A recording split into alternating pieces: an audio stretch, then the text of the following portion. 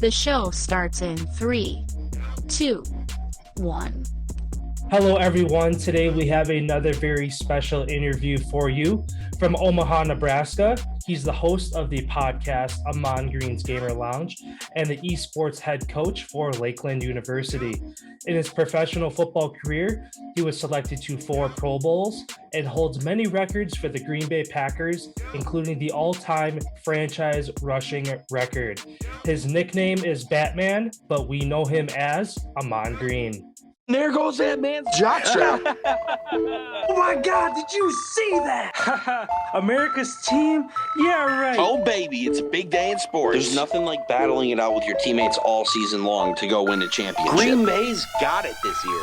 Huge move for him. I think it's going to be a game changer. We have a lot to talk about this busy week in the sports world. Welcome to the In a League of Their Own podcast. The In a League of Their Own podcast is brought to you exclusively by YouTube. By Golf Kicks, Screw Your Shoes. By Anchor, the easiest way to make a podcast. By Canadips. And by Streamer Loot. Check out the In a League of Their Own merch line today. Welcome to the show. Here are your hosts, Austin and Collin. Hey, Ahman. How is it going? Pleasure to have you on. Going good. Thanks for having me on board, Collin, Austin. Hope your day's going good as well. Yeah, it has been. It's been a long time coming, us being huge Packer fans and also living in the great state of Wisconsin. This is an honor to have you on. Hey, thank you. Appreciate it. Yeah, so kind of kicking things off, from my understanding, you grew up in Omaha, Nebraska. As a kid, what was your inspiration to get involved in sports, given Nebraska doesn't have any professional sports teams? Very true. So say my child, like I was born there, and then what a lot of people don't know, and you're gonna learn now, is that I was born in Nebraska, but then raised in Los Angeles, California, and so that's where I got introduced to video games and traditional sports. Hey, Collin. So that's when it started. Started with Little League flag football when I was 6, and then played 2 years of that. And then my dad basically told my mom, because my mom didn't want me to play tackle football because she didn't want her baby to get hurt. But my dad was like, he's ready. He's ready to play. He plays, he played flag football for 2 years, but then also I was playing in the front yard with 13 and 12-year-olds playing tackle football. So obviously without pads, but getting tackled and hit by the bigger kids. And my dad, would watch me play, and he knew I was ready for it. So that's when I turning 8. That's when I started playing Pop Warner football at the Baldwin Hills Pop Warner football out in Los Angeles. It's a community there. And I actually first year I played cornerback. I was a DB for most of the first half of that first 90% of that season. And then the last 2 games I got switched.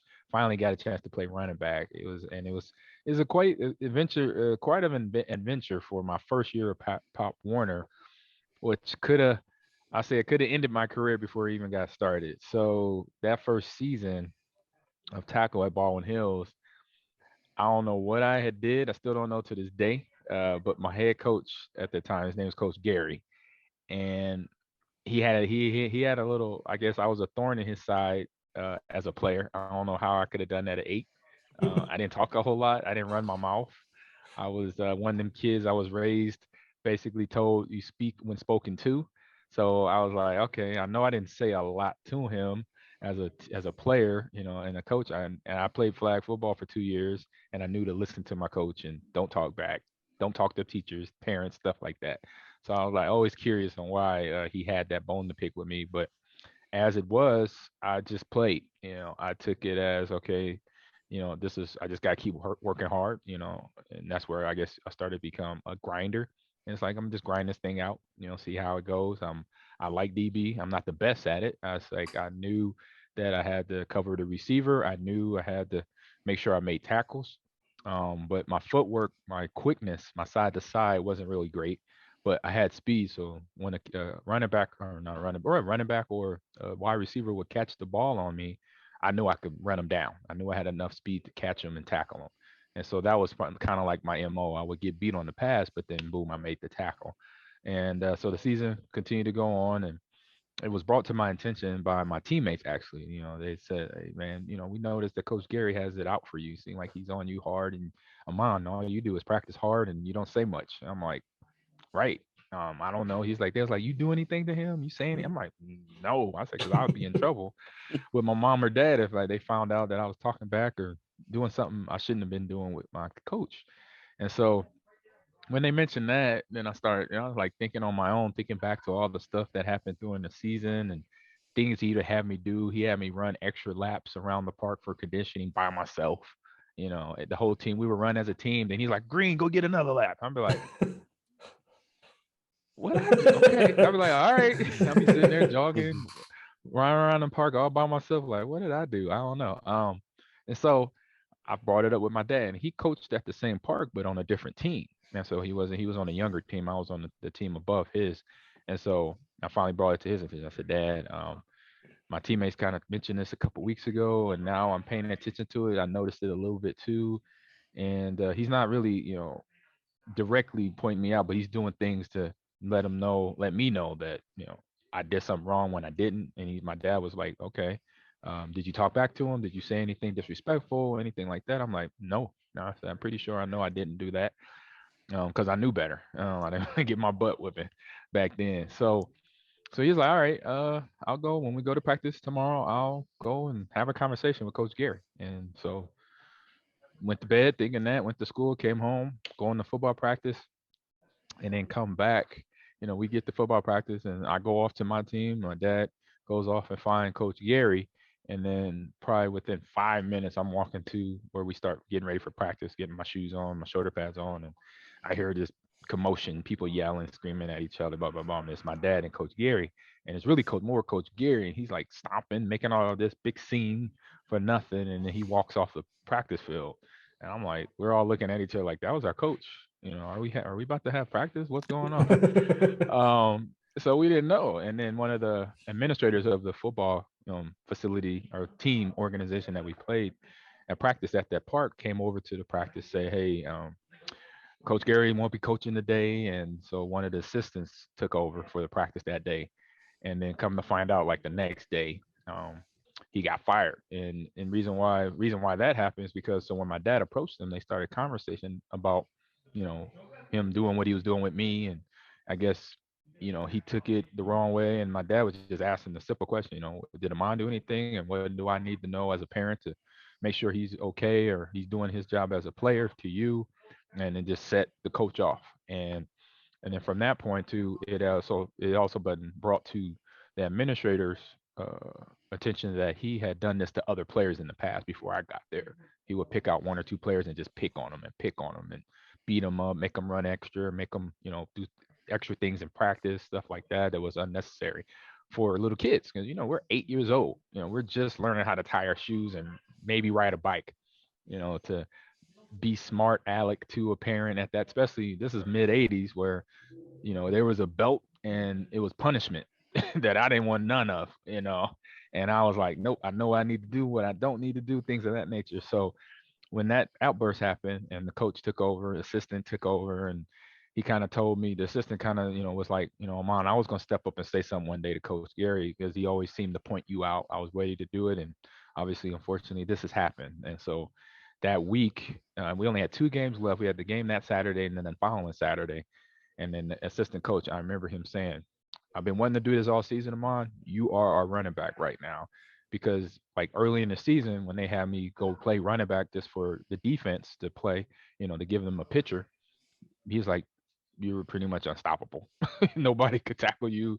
You were faster, or you ran through tackles. You were this, that, and the other. And I'm like, great. I was like, I was ready to do it because I kind of know it.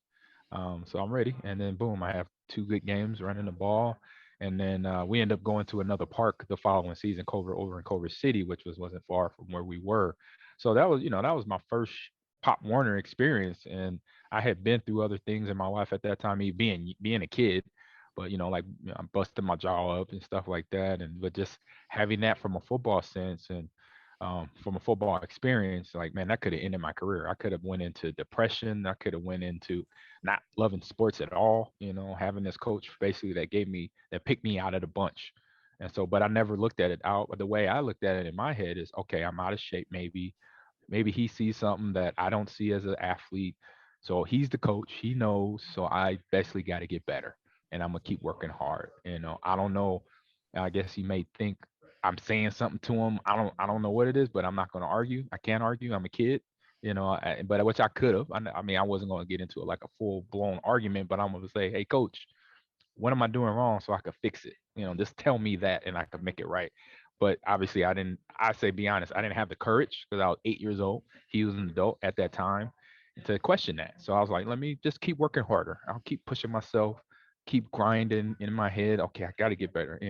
And say that I said, between what I had been through before that and growing up from then was, I say, the foundation what I've experienced as a young adult, going through high school, going to college, and then getting to the NFL was just that mindset of working hard, no matter the circumstances to get, that you have to overcome. There's always going to be something, either positive or negative that could slow you down or speed you up, but you got to be ready for it. And with it being negative, to me, I took it as just a time to get stronger and get better and get ready for whatever I got to get ready for next.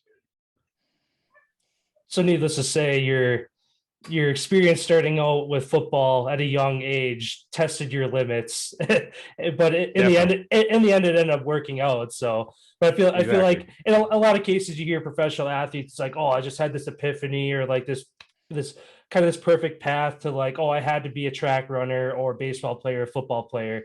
But I mean, in your case, it definitely sounds like you definitely had some obstacles right out of the gate. Yeah, and it was something, like I said, it just made me become a harder worker. I never looked at the negative part, and I say that's due in part the way I was raised. My mom and dad was always promoting me, supporting me, and giving me positives to think about instead of, because they knew as adults at that time, like I know as an adult now, there's a lot of negatives in the world, and it's more negative than positive. Everything from people to things to the situations that happen. And so they basically raised me to be focusing on the good, and that when something bad happens, just learn from it, and then see how that mistake or how that bad experience can make you better, because it was something that you missed or something you did or didn't do that where that situation happened, and then see what you could do better from there. Learn from there to get better. Take it in stride and use it as a building block instead of letting it hick you up and keep you down. Exactly. Couldn't say it better myself. Yeah, so other than football, at a young age, kind of maybe getting beyond the Pop Warner into maybe middle school, high school kind of age, what other sports did you do other than football growing up? Oh, so not far. So along with the Pop Warner at 8, when I turned 10, I picked up baseball.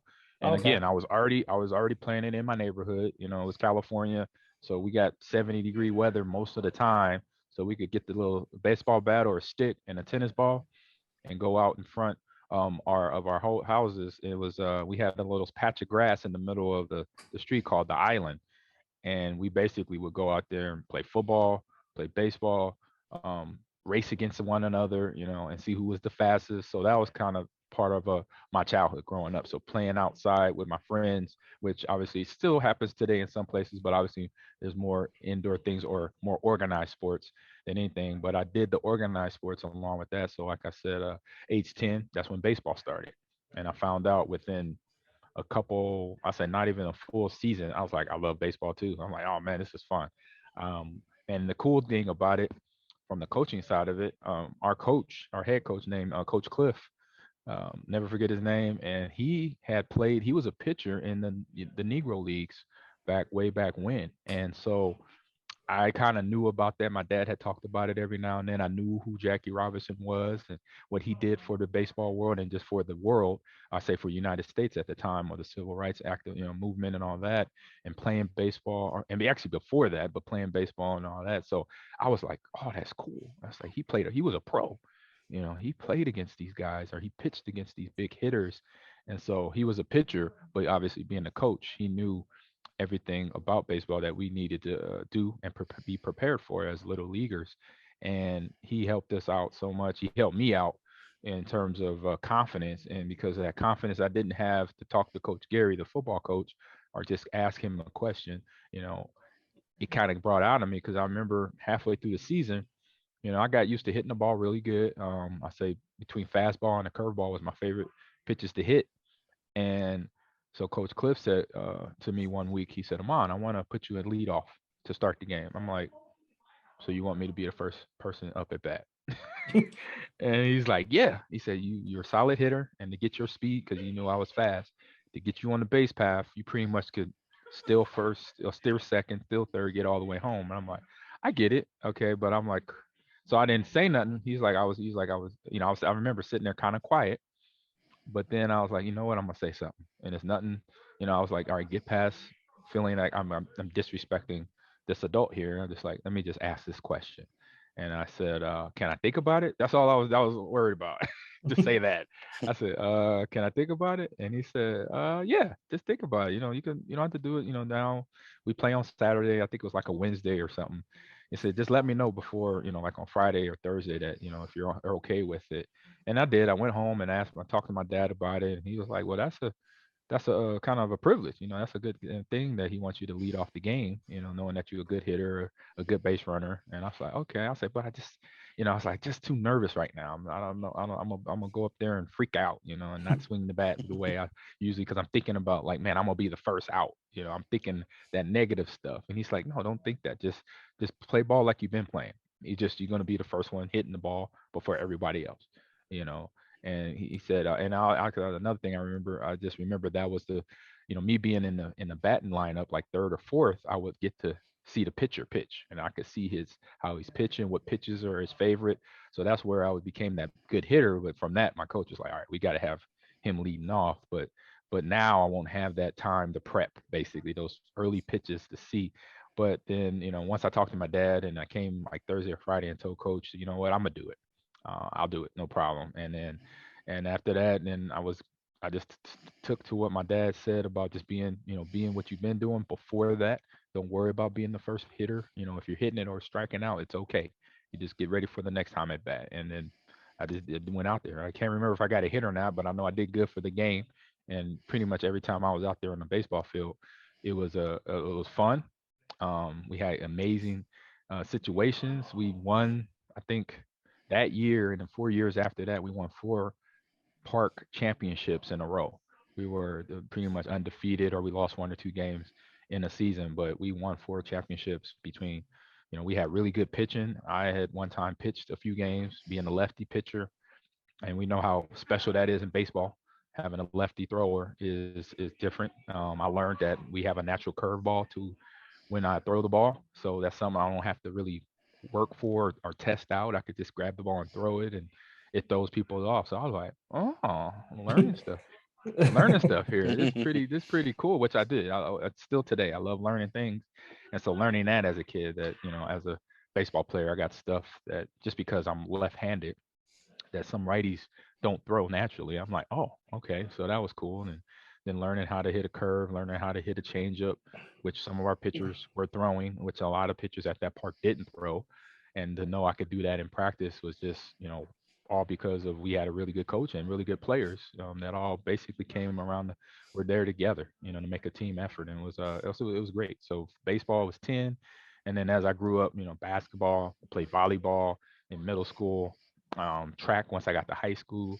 And I always say to young athletes, the more you can do, playing traditional sports, and now you have esports. It's all that together, playing video games to traditional sports, which I did. I would come home, and if I had my homework done, if I had all my chores done, then I could play video games. So I'm playing either Tecmo Bowl, Donkey Kong, Super Mario Brothers, or Legend of Zelda. Those are my games. Those are my go-tos when everything else was done that I needed to get done, homework and chores. Then I was doing that stuff to play games. So to have a kid today that has all these outlets to express themselves, to have fun playing basketball, and then come home play 2K or Madden or Call of Duty or Fortnite or Halo is I'm like, I wish I was a kid now. I Yeah. totally wish I was 8 years old right now. Oh my God. I would be like, I'm gonna go pro. I'm gonna go pro in football, and then then I'm gonna be a Madden pro. Then I'm gonna be, I'm gonna jump on this Call of Duty. I'm like, I don't even know which way to go if I was 8 years old right now. I'll be having way too much fun, kind of like what I'm doing right now. So I kind of have a quick question about that. Do you think playing video games as far as Tecmo Bowl helped you learn the game of football in any way? Are there little things that you picked up on as far as formations, plays, that type of stuff that helped you transfer your knowledge along as you? Because like I just took like myself, I learned how to play the game of hockey by playing NHL video games on the right. PlayStation and watching how everything moves and all that type of stuff. Like I could see for somebody like yourself who's young playing a video game, like did that have an impact on you as far as helping you learn the game? Oh, definitely it did because it was not only knowing, getting them to see the actual game, oh, this is a cover two defense, this is a man or cover three. That stuff came later in Madden, but Tecmo Bowl was real basic. But I just understood like the mechanics of learning the mechanics of my Nintendo controller at that time was no different than learning the mechanics of how I hold on to the ball, how I catch the ball, look it in, tuck it in, and or throwing the ball as a baseball player or even in football. So it was just all able to relate to one thing to another. And then the biggest thing for me at that time, because the games of Madden wasn't as complicated as it is now, I say if anything it learned me how to it taught myself how to learn new things fast, because every new game I got from birthday or Christmas, it was a new game. So it was different from Super Mario Brothers to Tecmo Bowl to Contra to The Legend of Zelda. So I got to learn this game fast if I want to beat it and get good at it. Maybe I have to play against some of my friends that spend the night. We play Tecmo Bowl, a little mini tournament to see who's the better of our friends. So I got to play to make sure I know all the little ins and outs of the buttons, what how to do certain plays, how to blitz you. So it basically taught me how to learn and unlearn things quicker, as I was growing up. And so then when things came to me that were brand new, I didn't kind of like, I didn't shy away from it. I'm like, all right, I'm just gonna go right in. When you get that game, you put it in, you hit the power, you turn it on, and then all right, let's see what I'm gonna learn now, and then how long it's gonna take for me to master it. Great question. I guess kind of sticking with the video game talk right here. Then, what system did you grow up with, and kind of what was your go-to game where you get home, homework's done, chores are done, boom, this is the game. I gotta go play this right now. Yeah. Oh man, it's the ones I mentioned. So I was the first on the block with Nintendo. I had ColecoVision too. So that was for until Nintendo came into the house. It was Donkey Kong and Zaxxon on ColecoVision. So I would just beat those games. Go to the 10th board or whatever. It took me. I know Zaxxon. Once I got so good at Zaxxon that I think I could beat the whole game in an hour, and then go use the bathroom, come back and beat it again. I just sit there and just keep beating it. Same with Donkey Kong. I get to like level 12. I don't know how many levels, but I could get all the way to the end of jumping over the barrel, saving the princess and all that, and coming back down, beating Donkey Kong. And then I would say, so that, and then Tecmo Bowl came out. Then that became my next go-to. Before that was 10-Yard Fight. And then Legend of Zelda. I say that was my first official RPG game where I delved headfirst into that. I'm like, this is different from all the sports game I played, and different from like Duck Hunt, obviously, and then Super Mario Brothers. Now this is something you're searching for stuff. This big map that you got to find out where things are hidden, or there's a door you could open that you don't see, but then when you hit a button or you go over a certain spot, the door opens. You're like, oh, so it's making you think, more and more. So it's like games like that. That was my go-tos. And then as I grew up from Nintendo, Sega Genesis was Altered Beast. That was and Madden came out on Sega. And then PlayStation 1, I remember getting good at Tekken. And then Madden has kind of been there forever. But then Tekken 1 on the first PlayStation. Streets of Rage, I remember playing that. I think that was on Sega Genesis or PlayStation 1, if not both. Um, Trying to think, Kirby. And then the Game Boy, I was on that playing. What was I playing on Game Boy? A ton of. Darn it, I can't think of it. But I had the old school black and white Game Boy, big one. It was about probably about that big, square. But it was between my Game Boy. I had all the cool stuff. My friends be like, "Man, you got everything over there." I'm like, "Bro, man, you spoiled." No, I'm not. I earned all this stuff. I had A's and B's. I had A's and B's to get this stuff, man. I just Yeah. didn't get this stuff given to me. You like, hold up now. Don't be thinking, hey, I'm just spoiled right. No, I'm not. I had to get above a 3.0. I had to stay out of trouble, with y'all knuckleheads being my friends, and that's hard to do. They're like, oh, okay, okay. I'm like, yeah, back up, chill out. Yeah, But I definitely always envy people. I mean, at your age or just really 10 to 20 years older that were able to grow up with Sega, Atari, the Genesis. I started with a PS1 and like a Game Boy, and then kind of 1995. yeah, Yes, where sir. because it born in '96, it was just like that was like the hot thing. Like as far as I Yep. can remember, picking up a controller was a PS1, and I mean, really falling in love with gaming was when I switched to 360 at like I don't know, kind of that 8 to 10 year That was, old yeah, I would say range or whatever that would 360. be. Yeah, 360 was like 02, 03, or 01 somewhere, because the Xbox came out 99, 2000, and then 360 came out after that. So like 02, 03, Hmm. 01, 02, 03. Yep, for Yeah, sure. Dreamcast and PlayStation 1 was my get up when I was growing up. Yep. I still have my Dreamcast, and I think it works. I took care of it. I took care of everything. After when I had that first Nintendo, and then I graduated to my Sega Genesis, it was part of my mom saying, be nice and share. And then and then also be me being an uncle, one of my nephews. And I still tease him to this day. I was like, bro, why'd you let your sisters destroy that Nintendo I gave you? You need to take care of that, because I took care of it. And then I gave it to him. And then within a month, I go back over to my sister's house. I say, hey, Brandon, fire up the Nintendo. Let's play some old games. Let's play Tecmo Bowl or something. And he's like, it's broke. I said, what? Like, what happened? He's like, oh, Giovanni and Natalia, they were 2 and 3 years old. And I'm like, you hold on, you let a 2-year-old play with? I'm like, oh my God.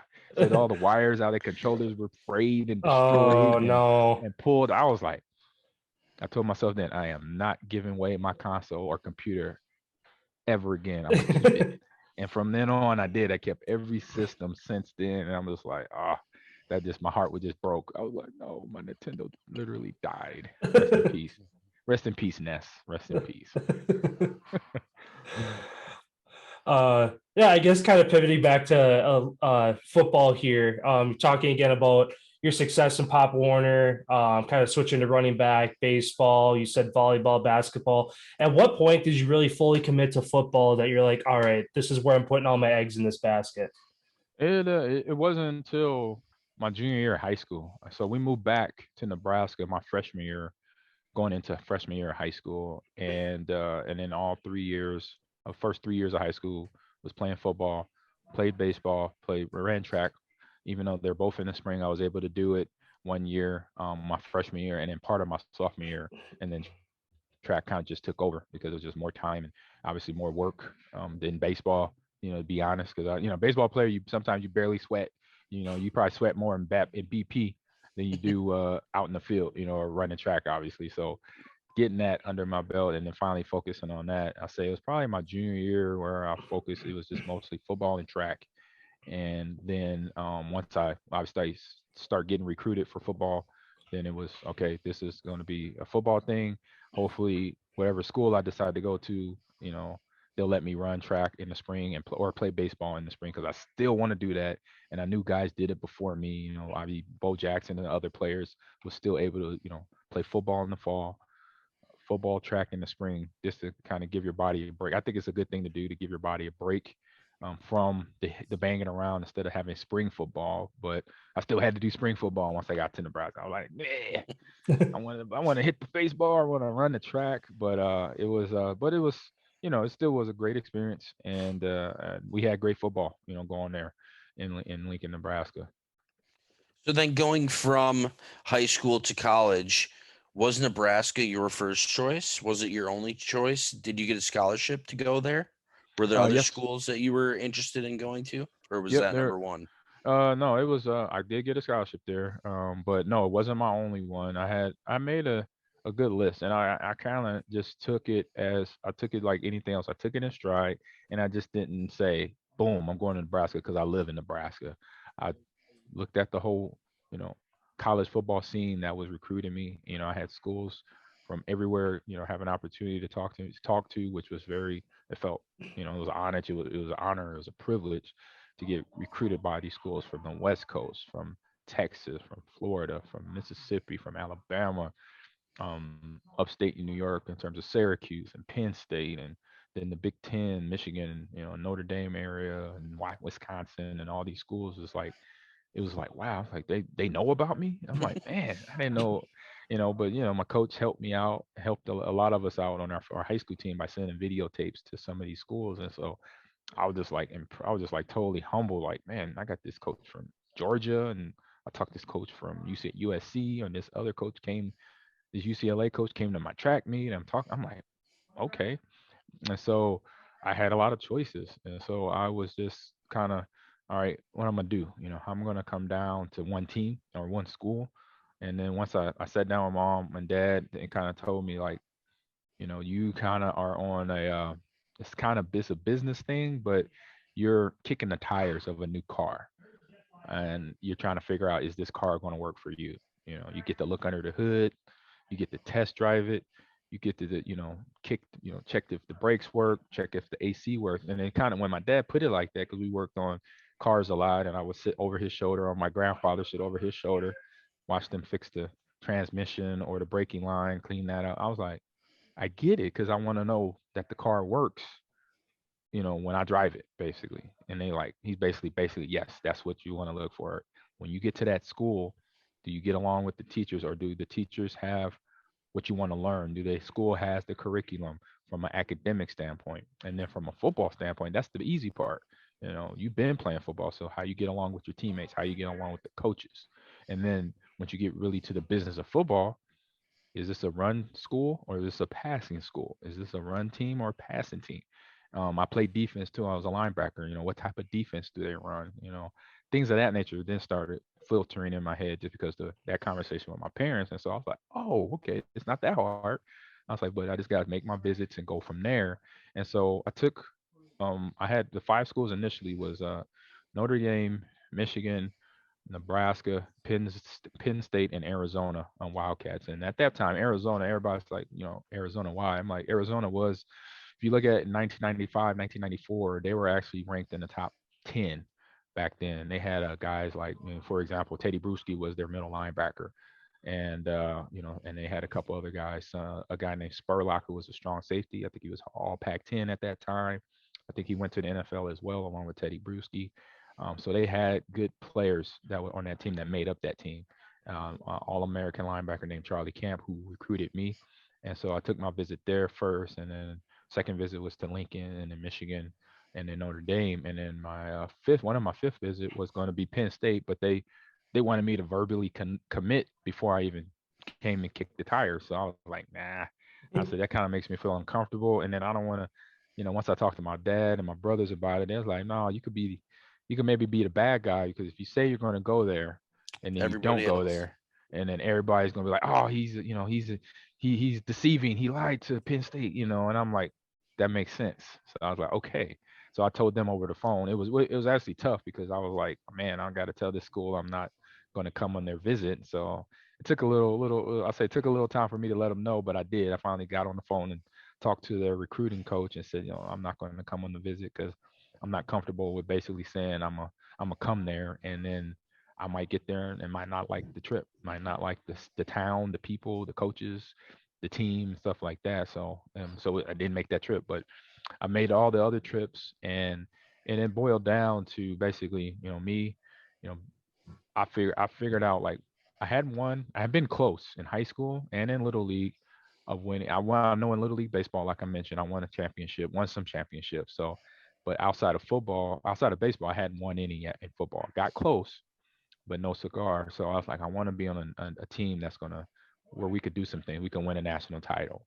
And when I looked at the roster, all the teams were in the top 10 at that time, or top 15. And Nebraska, though, was right at the top, because the previous year, they beat Miami in the Orange Bowl for the national title. So once it came down to it, and then obviously being close to my family and friends, then it was like, I'm going to go to Lincoln, because I know from what what I experienced as a high school player, how I developed physically and mentally, that I could play Division I football at Nebraska and then help that team keep their record going of winning games and winning another national title. So that basically was my goal. That I didn't, obviously, to everybody that I eventually became my teammates and my coaches. And I didn't tell anybody that. I kind of kept that to myself, kept it in my notebook that I'm here to win a national. I'm here to help this team win. That was one of my goals my freshman year, and we pretty much did that, And it was fantastic, great season, great players: Tommy Frazier, Lawrence Phillips, Christian Peter, Jason Peter, Mike Mentor, Grant Lindstrom. I'm trying to think, Tyrone Williams, and and then all the running backs in the backfield: myself, Clinton Childs, Lawrence Phillips, Damon Benny, Jay Sims, and then Coach Osborne and Frank Solis, Milt Tenopert. We just had a great bunch of guys playing football and a great bunch of coaches coaching us up too. And that's where it got me to Lincoln, and it helped that team win the second national title in '95, my freshman year. So then when you do step on campus, like you were saying, knowing that Nebraska just won the national championship the year prior, you're going to go there. You wanting the reason to go there is to win a national championship. You step foot in the doors, and now you have the chance to do it. You guys end up doing it. How surreal was that to do it especially where you grew up? You played high school in Nebraska, and then Yep. to do it for your home state university. Like, how was that? Especially your like you said, your family being close to home, everybody kind of getting to be a part of that. It was let's say it was awesome feeling. I mean, it started to kick in right before, I say, right in the warm-ups of the national title game. I'm like, all right, now we're in the game. So this goal was set my senior year, right before after I graduated, no, before I graduated, right after I decided to go to Nebraska, which was January of 1995. So I told myself, like, in February, I put that in my notebook. This is my goal once I become a freshman on campus. And now, so February, and then you go through March, April, May, June, July, where I ran track.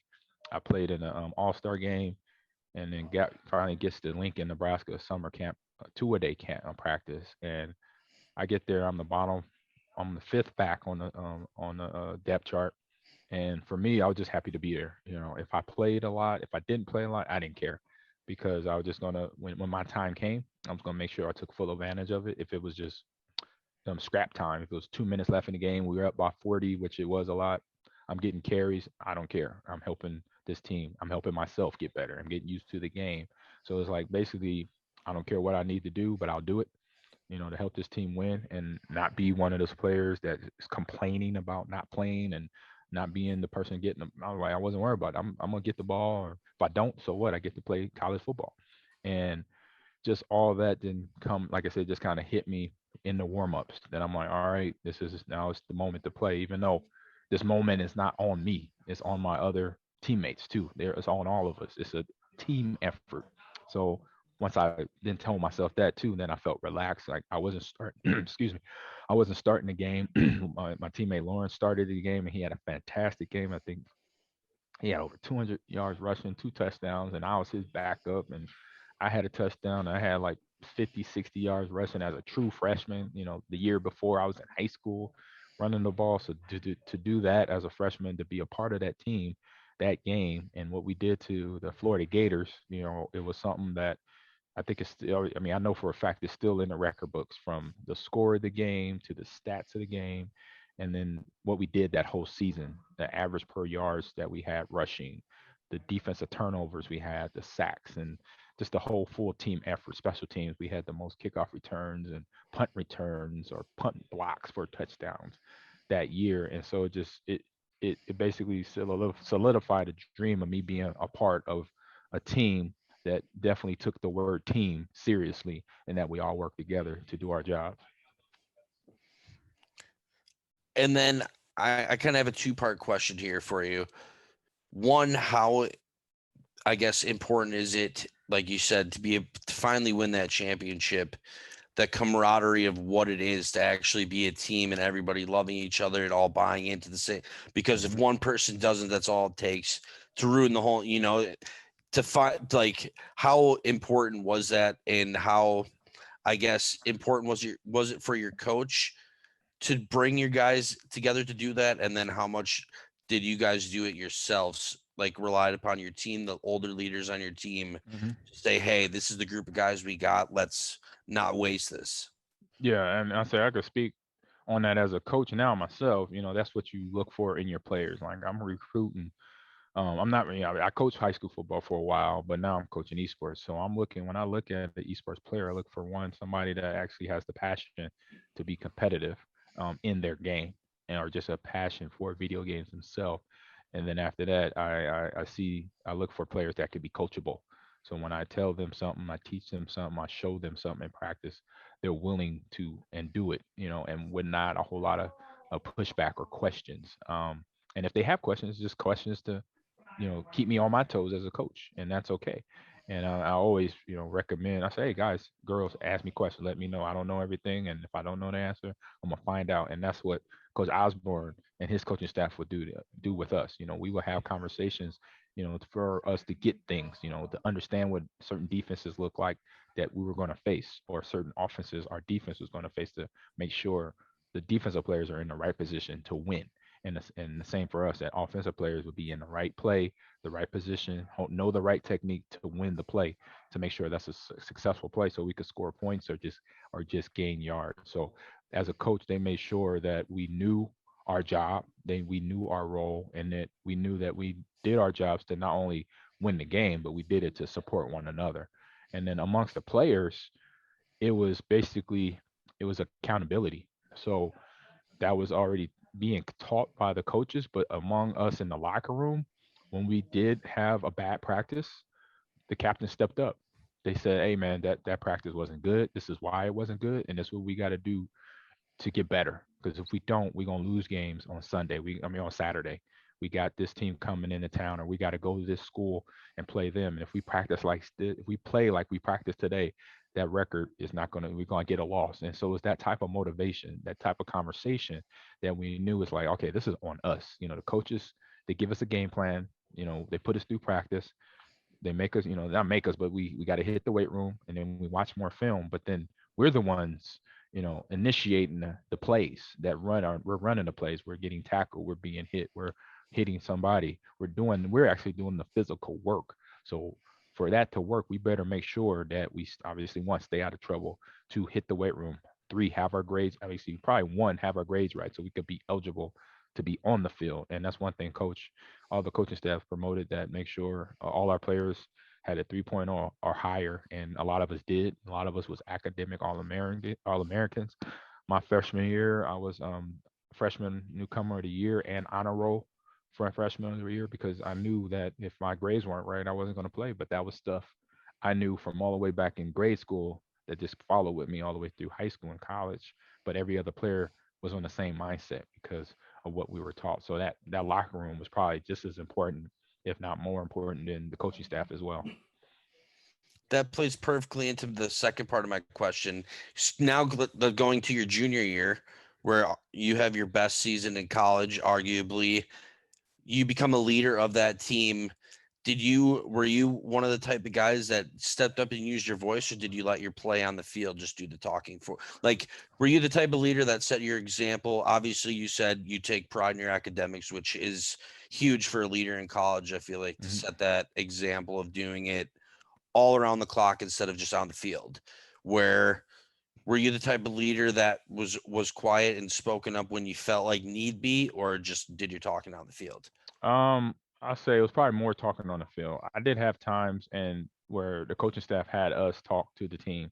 We did these little like hype videos before every game, and since once I got voted as a team captain my junior year, then every captain did it either every other week. They basically traded off weeks. So we have an offensive captain and a defensive captain. So I remember throughout the 97 season that I probably did about a handful of hype up um, videos. And to me, it was funny because I was real. At that time in college, even though in high school we watched a lot of film, so but what I found out, and even in high school, for the little bit of film we watched, I didn't like watching myself on film, good or bad.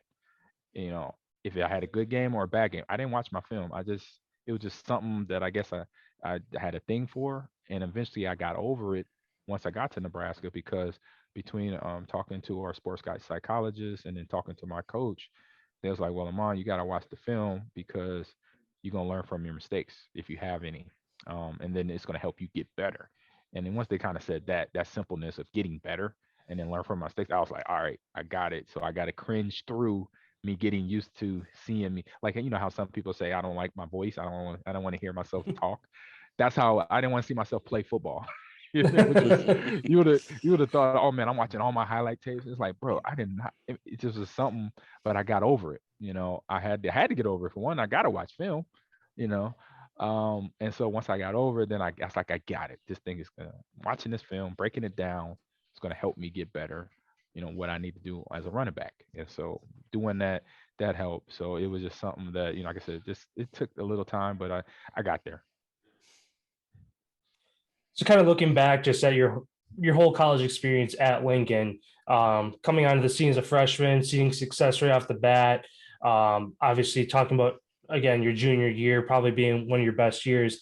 As a whole, what was probably your favorite college moment? Again, this could be football, non-football, maybe if there's another Right. memory of your like a campus story with friends or with teammates or something too. Um, I guess Yeah. just share one of your favorite college moments with us. Gotcha. And so to the last question, I hope I answered it. Like, I let my actions do most of the talking. Than any other than them hype up videos there. But repeat the question again. Yeah, just share one of your Um, favorite college moments with us. Again, whether it was football, non-football, just one of those like you just tap into that memory every once in a while of your time at Lincoln. oh man, it was we like off the field. We were a whole bunch of college kids, basically goofballs, having fun, experiencing college life. I'm trying to think. What was something funny? Oh yeah, I'll say it was an off the field for sure thing. So sophomore year, so now guys that were freshmen, we all had to live on campus. As an option, you can choose to live off campus now. Get you an apartment, off campus apartment. But then obviously it means you need a car, or you need to be on the bus route or have a bike. So I was thinking about it. I was talking to guys before freshman year was up. I'm like, son, would you want a roommate? And asking those type of questions. And but nobody had really just popped out like, oh yeah, let's stay, let's be roomies, let's do that. Nothing really popped out. So I was just waiting to the right moment. I wasn't gonna force, somebody to be my roommate. I was just gonna let it happen. Because the roommate I had, Marcus, my freshman year, he was offensive lineman. We got along really good. Things from start to finish. And so we thought actually was going to be me and him, but I got fortunate that my mom and dad decided to move to Lincoln, Nebraska, so then I could just stay at home. And because Omaha and Lincoln is only 50 miles apart, not far at all. And so then doing that kind of helped me, obviously, with saving money and all that fun stuff that a college student goes through. But it kind of was like an aha moment, because when all my teammates finally, sophomore year came around, everybody roomed up, and I would go over their houses to hang out on the weekends after the game. And I remember Mark, it was Aaron, Tony, and Jay. And so I know all three of them, no, two of them had the chance to play in the NFL. Jay Foreman, he played a little bit longer. He played linebacker with the Buffalo Bills and the Texans, Houston Texans. And then Tony, he was with the Patriots for a little bit. Then he went to the Buffalo Bills too. And Aaron didn't get a chance to, but he had the ability. But in college, they were roommates. So this is all defensive players living in the same house. So you got a defensive end and two linebackers. Aaron was the defensive end, and Tony and TJ were the linebackers. And I would come over, and the house or the apartment from year one to year two, it was destroyed. I'll say that, just to put it nicely. And I'm like, I'm walking over, I'm coming in, knocking in the door, coming in. What's up, guys? How you doing? What we doing tonight, or whatever? And I see a hole in the wall. I'm like, that's a pretty big hole. I'm like, what happened? I'm like, what happened there? And they're like, oh, I think it was Tony. Tony had 8 Aarons. So Aaron, even though he was from Nebraska, his dad was Hawaiian, so he was mixed, and he's but raised up Hawaiian, and some of the the food and stuff, the rice and the was it the ham, pork dishes that his mom would make were great. They tasted awesome. So I think it was Tony decided to eat all of it. When Aaron had put his name on it too, he put Aaron on it, and he still ate all of it. And of course, they're fighting because they're doing the food fight.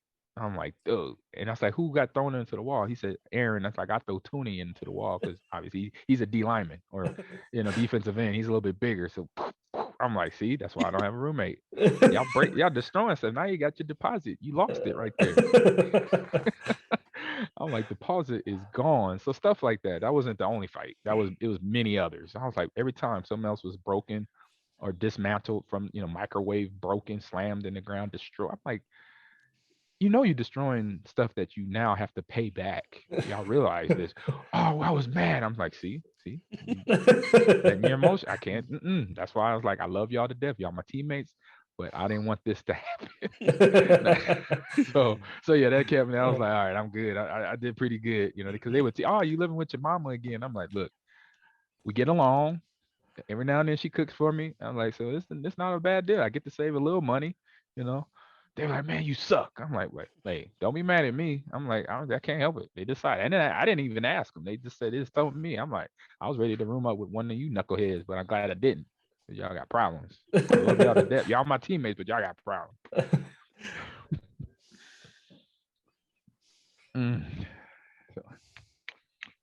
Moving, or I guess kind of wrapping up the college football talk a little bit Mhm. here with your again junior year Orange Bowl. You were named the MVP. I guess kind of what was that like playing in a game of that magnitude? Um, it was something that I say definitely was ready for. Like I said, our coaching staffs did a great job of preparing us for everything. From my freshman year to my junior year. So by junior year, I was very, accustomed to Coach Osborne's preparation skill tactics. From practicing very hard, hitting each other. I mean, our practice was so brutal that we couldn't wait till Saturday. It's like that bad. It was like, look, I want to make it to the weekend, please. But that's how we play, and that's what I say. That what drew us apart from all the other college football teams. I remember the start before my sophomore year. We had a team meeting, and Coach Osborne said he had reached out to the University of Clemson to play us in a preseason game or like an early game. And usually, the early games are usually teams that you're going to beat, but we wanted a team that we felt that was going to give us some competition. This was I believe a ACC team, and the ACC and the SEC were very good then. So we was like, we'll pick a team out of there. We asked them, and they basically declined. It's like, no, we don't want to play y'all in the first month of the season. Our season is over before it gets started because y'all beat us by 50 points. And we was like, oh, okay. So it was just interesting things like that. Like, Coach Osborne knows that we're good, but don't know how good we are or needs a test, and to ask teams like that to come play against us or we'll go to you, we'll come to you. It was something, very interesting. So that mentality was kind of put in us that, we respect all our opponents, no matter if they're a top team like Clemson or UCLA or Notre Dame or Michigan or Florida, or we play a small school, like I say like a Pacific at that time, or a Troy State, a D1 school, but it's small. We respect all our opponents equally. That means we're going to treat a Troy State or Pacific or Wichita State like they're Alabama, and they're a top rated team. We're going to play hard no matter who we play against. And, that was the mindset, for that season and for all the seasons, to come when I was there. And so that my junior year was my year where, I became the captain. I got voted on up there by my peers, by my teammates, and that means they had respect for me for that position. And so it was like I think it was two offensive captains, two defensive captains, and two special team captains. And so to be part of that bunch was something like, all right, now it's my, I'm the leader now because I was, behind the guys who got voted my freshman year and my sophomore year. Now it's my turn to lead. So, like I said earlier, I led by example. I just let my actions do the talking, and that season, because the sophomore year, for most schools, we went 12-2, and that's a bad, for us that was a bad season. For everybody else, 12-2, that's a great year.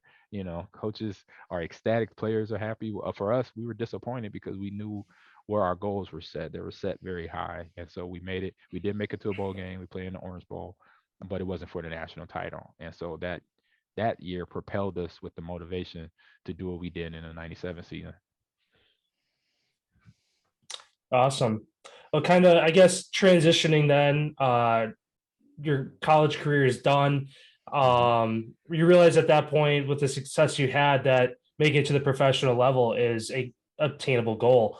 With no NFL combine in the 90s, how did you prepare for the NFL draft? No, there was still a combine. It just Oh, wasn't there was. it wasn't televised like it is today. Oh, okay. And that's why you don't know that all the 90s and the 80s had combines. 70s too. I think Okay. they started the combine back in the late 60s, I think, like 69 or something. But yeah, you wouldn't have known because it wasn't on NFL Network. It wasn't on ESPN. You didn't see the 4-day coverage or actually 10-day week-long coverage of every position working out and all that. And if you would have saw what I went through, in terms of, it was me, guys like Peyton Manning, Ryan Leaf, Charles Woodson, Takeo Spikes, R.W. McQuarters, Curtis Enos, Randy Moss. They were in that combine, and so for some of them guys, they didn't even have to show up because they were going to be a first round draft pick, probably like a Randy Moss, a Ryan Leaf, a Peyton Manning. But for others, like for me, I wasn't, the highly touted running back, even though I put up the yardage that I did. Um, Most scouts thought, okay, he's a product of the system. They have big linemen, they run the ball a lot. He doesn't have the skills to catch the ball. He doesn't have the skills to read the blitz and pick up the blitz. All this stuff that they question, put a question mark by my name. So I find I don't know that until after I got drafted, but I kind of had the feeling because I was, some of the stuff I would catch in the media, on the news, in the paper, but I didn't read it a whole lot, but kind of had that sense. But I was like, you know what? Let my actions do the talking again. Let me go out here and bust out 4-4 something or 4-3 something in my 40, and let that talk. And so the unfortunate thing, a week or 2 weeks before my combine trip, I strained my groin in my leg. And then my agent was like, don't worry about it. Just go run. You'll be a little better by the time you get on the plane and land and all that. Just keep putting ice on it, rehabbing it. And that's what I did. And I was able to run a 40. I didn't make it any worse or better. I ran a 4.49 with that strain growing, and I knew I could go faster because we had been training. I went back out to California and got with a sprint coach, got with a bodybuilding coach, a weightlifter as well, and we trained from January to started January to mid February when the combine was in Indianapolis, and I knew I could bust out a 4.3, 4.2 maybe, and then so a week or two, I'll say 2 weeks after the pro day, and also like between the 40, I caught at the combine, I caught I think 16 of 20 passes thrown to me. So I proved that I could catch the ball, So that was just one thing I knew that I had to get done right for all the scouts. And then 2 weeks, 3 weeks later at my pro day, so back home in Lincoln, Nebraska, now I'm healed up. I'm ready to bust this out and catch more passes and do more bench press reps and all that. And I probably, I had my best performance or interview. Basically, I think I repped out 225 28 times. I jumped 41 inches on my vertical, and then I went 417 and then 418 in my 40. And I caught 17 of 20 passes. And today, my 40 is still in the top 10, at least the top 10, if not the top 5 of all time pro day combine 40 times. And I'm above both. I'm above Deion Sanders, right below Bo Jackson, because Bo Jackson, I think he went 415, and that's scary because he was like 230, 240. He was like 230 or 240. Mac truck. Oh my God, he ran a 415. Like, good gracious! I was 215, and I went 417 and 418. So I was like, oof. And so I just I was like, I let my actions talk because I think, and what I had watched, because I was a sports fan, and I grew up watching the combine not watching combine, watching the draft, and to know of any draft player, don't matter the position, it's really running back, wide receiver, DB. If any of those positions ran anything a 4.4 or lower, they're going to go first round. So in my head, I was like, okay, this is a good shot for me. This helped me out, which it did. A lot of people all were talking, but I found out later it was just talk, and it didn't really mean much because I still got drafted in the third round. to the Seattle Seahawks. So that for me was my motivation again to basically prove myself. And I've been down that road again. So it was nothing for me other than just to come in, learn what I need to do, and that what I learned right away that I needed to do was be a special teamer in with Seattle, and then just wait for my moment, my time again to run the ball as a running back. Same thing from all the way back in Little League. And it was basically coming around. So I was like, I've been here before. Let me just work hard, be the player that I know I can be, and then once my time comes, be ready to go with it. So going back, like you said, you got drafted 76 overall in the third round by the Seattle Seahawks. What was that moment like? Putting yourself right back in your shoes, that moment the phone rang and you found out that you're going to the league.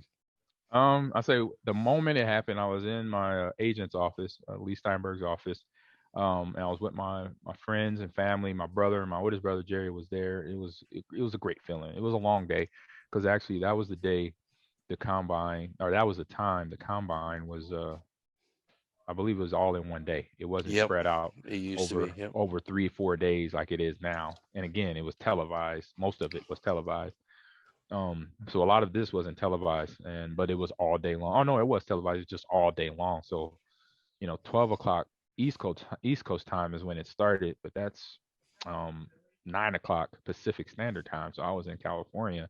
So from 9 a.m. all the way to 5-6 o'clock, that's when I finally get drafted, and I'm sitting there and I'm happy, but I'm wore out because I had 2 or 3 teams call. One team was the first team to call was the Kansas City Chiefs, and I was a little excited about that because Kansas City's not far from Omaha. It's like 3 hour drive. So I'm like, oh, that could be a great location because I'm not far from home. Family and friends could come watch me play. And but they didn't pull the trigger. They actually drafted Victor Riley, a tackle out of Auburn. He was All American or something. Pretty good guy, big guy. I met him later, after the draft and all that. And then the second team that called, not too far after that, was the Miami Dolphins, and they had me in between John Avery, and they ended up taking John Avery. There was something they liked about him. He was a smaller back, so more side to side, quick and agile guy, but he wasn't my size, so they chose to go with him. And so then after that, I didn't hear nothing for a while. So that was like 2-3 hours went by, and I'm like, I don't know what's going on, but I'm getting bites. My agent's letting me know that their teams are interested. They're just waiting for other players or whatever to show up or to see what's there when their pick comes up. And finally, it came around, and Randy Mueller, who was the GM at Seattle at that time, he called my agent. I got on the phone, and I was like, just glad it was over. The wait was over, and I was just ready to play football. Prove myself. And so, got off the phone, went home, and like I said, the wait was just. It was. I say it was. It took away. It was so draining because it's like finding out, okay, where I'm gonna live for maybe the next 10 years of my life. And why am I getting what I was told that I get drafted late first round, early second round, but now I'm mid third, top of the third round. Like what happened? Why did I get drafted this late? And it's like for this weight, and not complaining about the salary I was about to start making, but I was like, I might have stayed in college for one more year, just to get my degree, finish up then, and I had a daughter at that time, so I could have been, another year closer with her and all that. But they ended up moving to Seattle, but it was all good and mixed emotions that day because it was just like I thought I was going, I was told, that I was going first round. So, and I put the numbers to do that, especially at my pro day. And so it was just, like I said, a lot of mixed emotions on that day. But I say, and at the end, out of all of it, once I came, once that day passed and the weeks passed, and then now I'm at my first mini camp up in Seattle. It's like, you know what? It's just play football, and let's prove everybody wrong that passed me up. All the 32, actually, I thought 31 teams at that time that passed me up 2 times, 2.5 times almost, is now let's prove it to them that they should have drafted me. No matter the team who passed me over that didn't need a running back, let them find out. So I had a big chip on my shoulder coming in Seattle in 1998, and it carried with me all the way through Green Bay and most of my career because it was things like from analysts like Mel Kiper. I remember distinctively my dad saying he's reporting on me. He's not an NFL caliber running back. He can't catch the ball. he's not NFL game ready and all this other stuff. And I'm just like, okay, I can't wait. I can't wait till I get the ball. I could show him and every other analyst that doubted me and every other team scout that didn't scout or did scout me but didn't bring me in. You know what? I'm just got to prove them wrong. So in that process of moving from Midwest Nebraska to Seattle, what was that process like? And did you get any assistance from the NFL, or was it just kind of, all right, be here on this day and the rest is up to you? Just a little bit. Well, I won't say not from the NFL, but from the team. It was a little bit. Obviously, you go up there for my mini camp, and they put us in a hotel, and because we're all college players coming from different places. I remember Anthony Simmons was the first round draft pick. He was from Clemson. He was from wherever, South Carolina, where Clemson is. So he's coming from there. So we all stayed in a hotel. But between the mini camp and training camp is like 2 months. It's all of June and part of July. And so we then by that time you had to get back to Seattle and then look for an apartment on your own. So when I went back between training camp, mini camp, and training camp, that's when I got my apartment lined up for me. And the cool thing was I had a teammate from college who got drafted as a fullback, Rashawn Jackson. So we were like, all right, we're gonna be roommates, and cool. And so we got there, we got to this, we did training camp in Eastern Washington, and then we went back to Seattle for the regular season. And then unfortunately, my buddy got cut right on the last cut, like the last week going into the regular season, he got cut. So I ended up being, having to take because we already signed the lease for the year. So to thank God I was an NFL player, so I couldn't afford the rent on my own. But it was just unfortunate to lose it, get my teammate that was from college. He had to go back home basically. But like I said, it was that time was just getting me ready for the real world and getting ready for the NFL season.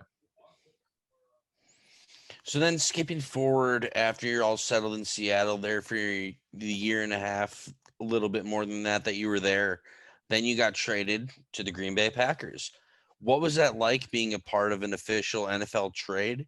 Did you know Green Bay was going to be the landing spot ahead of time? And did you want to be traded? No, I had no idea. I had no fruition. Nobody told me. My agent didn't know. And the conversation I had with Mike Holmgren, who had took over as the head coach in 1999, we had our year end meeting as a team, and then the next day he started having meetings with individual one on one with us as players. And so I came in probably like on a Tuesday or Wednesday and sat down with him and talked. And he definitely, he relayed the message that Ahman. He said, I love the way you developed this season. You learned the playbook. You had a rough go at it in the beginning, but you worked through it and you got better. He said, so now, to me, I believe you're going to be able to give Ricky Waters a challenge for the starting job come next season. And that's all I needed to hear. So I just need, to know that I at least get a chance to do something. And if I win, great. If I don't, I know how to take a loss. I've been through that. So it's like, great. I said, that's all. I said, thank you, coach. See you soon. And then that was January of 2000. And then January, February, March, April, I'm doing training at the facility. I've stayed in Seattle, got my daughter up there, my girlfriend at that time. And I'm going back and forth to the facility to work out. And then we went on a trip down to Florida to visit my girlfriend's mom. She was living down there. And then while I'm on that trip, it's my daughter's birthday. And I get a call. And it's my dad saying, son, you're a Packer. I'm like, what? I'm like, you see, I'm like, Dad, you joking with me? He said, no, I would not mess with you about this. I would not do that. This is a terrible joke. He said, it's not a joke. You're a Packer. They about to announce it on ESPN. He said, and my dad watched it all the time. And sure enough, he goes, I go in the house. I say, all right, Dad, I hang up the phone, go in the house, turn to ESPN. And sure enough, they said, Trey Ringo is on there. Ahman Green gets traded to the Green Bay Packers for Fred Vincent and a 5th round conditional pick. And he puts the paper down. NFL Live show is over. And I'm like, I'm a Packer. I call my agent. Hey, Joby. I was like, did you know this? He said, no, I just found out too. I'm like, man, this is how this works? I'm like, okay. I was like, it just happens. He said, yeah. He said, did they say anything to you? I'm like, no. I thought I was ready to go for this 2000 season as a Seahawk.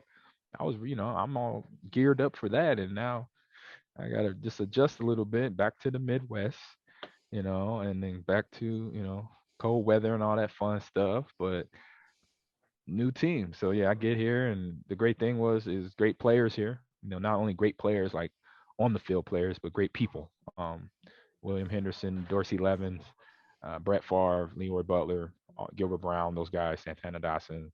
Once the day I got here, they open their doors, arms with open arms, and it was like I was drafted here. That's how it felt once I got traded here. It felt great, and the fit was perfect for me.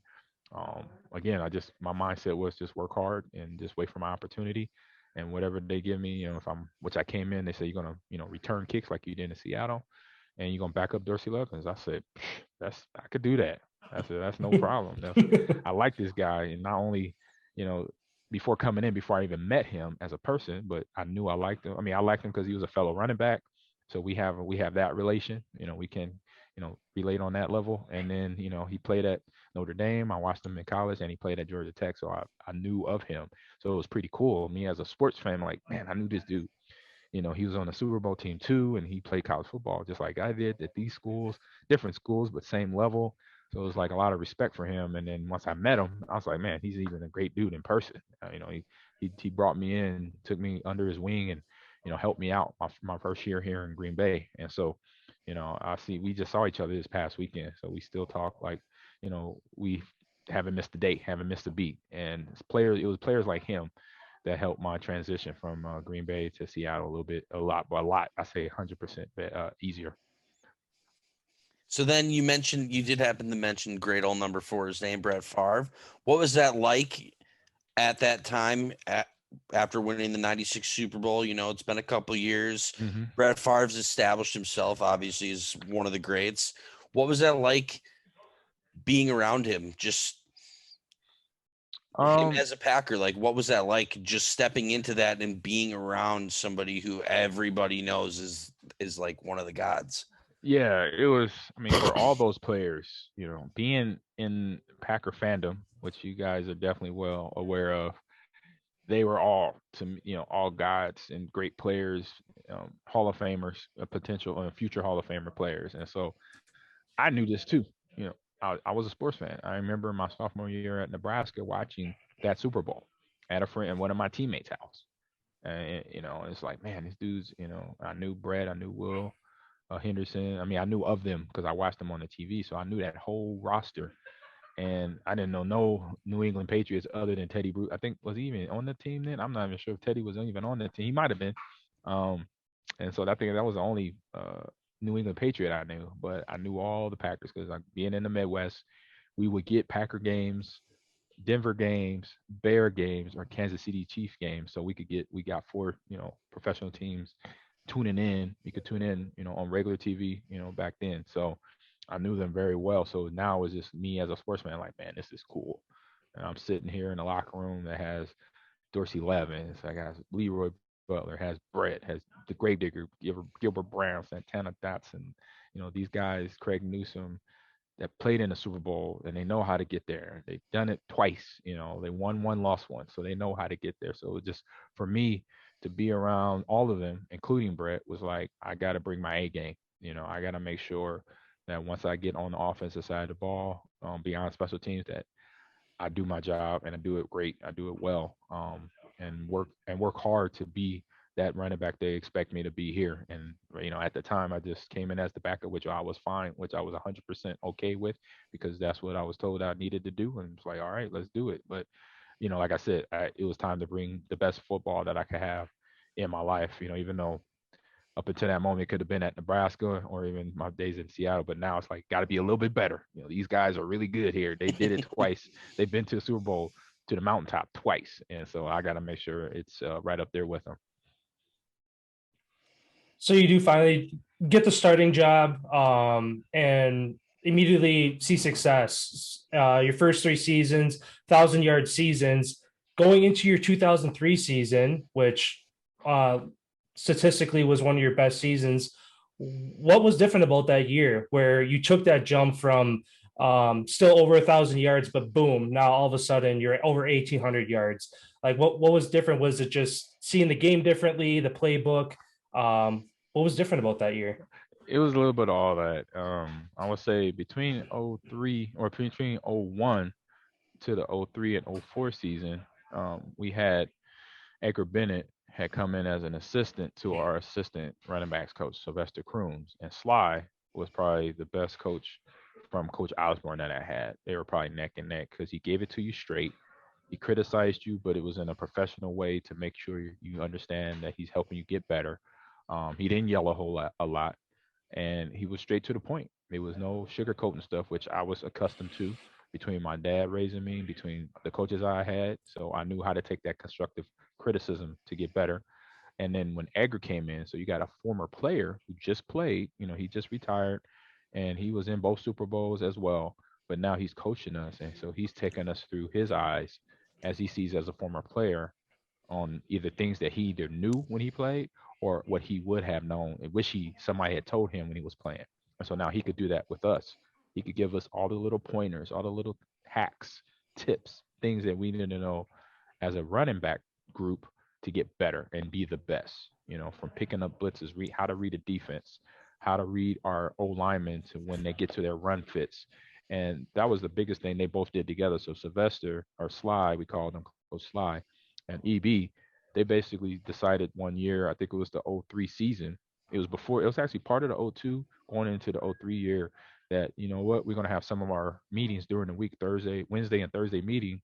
We're going to go into the lineman room and meet with our old linemen and watch the plays, watch practices, watch our games together. So then we could break it down and to ask each other questions like, what are you thinking when we do 92 blast or 92 ISO? Me as a running back talking to Mike Flanagan, my center, Michael Rivera, my guard, Mike Wall, my other guard, my tackles, Mark Tauscher and Chad Clifton. What are y'all thinking? What do y'all know y'all going to do on your blocks? Where are you trying to take your guy? Because when I see your back like this, I'm going to go left or I'm going to go right. Or I might just, I might hit you in the back because I'm just knowing it's short yardage. I'm going to just grind it out. And they're like, okay, then if you're thinking that, then I'm going to do this on this play. And then on another play, it's 96 power. We're going to do this, that, and the other. I'm like, that makes sense. So if you do that, just do it, and then I'll react off of you. So we're having those conversations, and then we're taking notes, writing it down. So then when it comes game time, we're not even thinking. There's no thinking involved. It's all boom. It's all reaction, and it's milliseconds. And people, we always get asked. I know I did a lot after every game. How'd you do that? How'd you know that block was going to go like that? And to make that cut, to make that big run, I'm like, well, we talked about it during the week, so I didn't have to think about it. My lineman didn't have to think about where he had to get. He already knew where he had to get because he knew I was going to go to that point of the line of scrimmage to make that cut, to burst through that hole like that. And they're like, oh, I'm like, and so that's when the '03 season, that's what took us there, where we set all type of records for rushing for a team, and we set a lot of still records in the passing game too, because the run game and the pass game complements each other when you do it right. And we were potent. We were potent offense, even though, we struggled on the defensive side of the ball to keep guys out of the end zone, but the offense was still there, and we were able to get into the playoffs that year, beating the Broncos and then going through the first round, second round. I think first round was against the Seahawks and then losing to the Eagles in the second round, which we should have won. It was a tough game, tough call. But it's the way things go. But that was the reasons, main two reasons from my standpoint on how the run game got going, along with Brett in the pass game. Yeah, that year was one every single how diehard Packers fans are too. Obviously we remember all the ones that we didn't get there. Yeah. And then speaking off of kind of that tangent, wondering this as being a spectator, obviously, the rivalry between fan bases in Green Bay and Chicago is among no other in the league. What is that like being a part of the rivalry on the field? Like, do you guys feed off of that? Can you guys really tell that there's extra, a little extra juice in the stadium that day? Well, yeah, we definitely realize that. We know the fans are literally juiced up on both sides. It doesn't matter if it's a Soldier Field or Lambeau Field. We know the fans are juiced up. For our standpoint, like between us, it's like that much of animosity. Like to us, it's work, it's business. We got to win this game, and it's a divisional game, so that means we win a game in a division. We win if we go undefeated in the division, we win a division. So then, boom, we're already in the playoffs. So that's how we're looking at it. We're not looking at, oh man, Brian, I hate you, Brian Urlacher, I despise you. Go, I want to go do something to you. I'm gonna TP your house. It's like, nah. I'm like, bro, that's the last thing that's on our mind. Is then that, but that's the funny part is the fan part of it. It's like, man, these fans are so passionate on both sides where they literally hate each other, and they're not the ones hitting each other. We're the ones hitting each other.